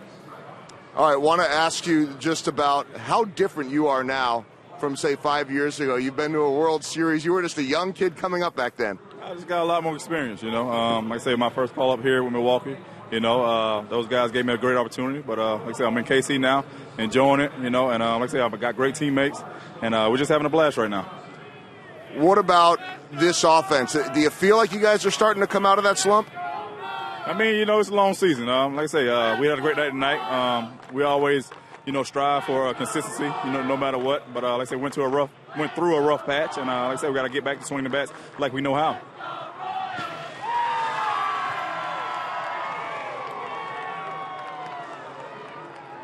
Esky, that's your boy there. All right, Lorenzo. that's your brother. That was a good one. Normally I'm heads up, but you played that one off really well. I'll give you that one. Lorenzo, we'll let you go dry off. All right, thank you. And now we bring in Alcides Escobar. He got your glove. That's a gold glove there. Yeah, man. Got my glove. That's ready for tomorrow game. I'll get it ready. All right, here you are, a Kansas City Royal, listening to Let's Go Royals chants in Milwaukee. What is this like? That's like so happy for all fans in here. Like, you know, always like give it that support for all. Like, let's go Royal and play in the road. That's really good. How different are you from when you last played here in 2010? Oh, you know, a lot of different, man. Like more experience, like a different guy, a little bit more bigger. You know, playing like ball like different. You know, in that year, like got like 22 years, 23. Right now, I got like 28. Yeah, and those guys over there told me back then you needed a translator, and now English. Yeah, I can speak. You know, I'm working in my English with those guys in the clubhouse. I feel like, you know, like really good when I'm talking in English. No, it's very good. I want to ask you about the first inning. Going first to home, did you think Jersh would send you? Did you think you were safe? Oh, you know, when they send me, I'm not sure about, like, in that one, be safe. And I say, keep running, keep running. When the umpire call out, I say, oh. And I see the replay, say, he's safe. There's a sign up there right now that says, you see it? See what it says? Yeah, you see that Mago Escobar. That's good, man. That sign right there, those fans, they made the whole team, they feeling really good. El Mago, the magician, Alcides Escobar, great job. Thank you. All right, and how about that, guys? The former Milwaukee Brewers walking off to a big Royals ovation, 4 hits and 4 RBIs, and an ice bath tonight for Lorenzo Cain and Alcides Escobar. Thank you very much, Joel. And the Royals are back to 10 games over 500. The outfielders celebrating. Volquez with the win, the save by Davis, and an ice bath for Esky and Cain.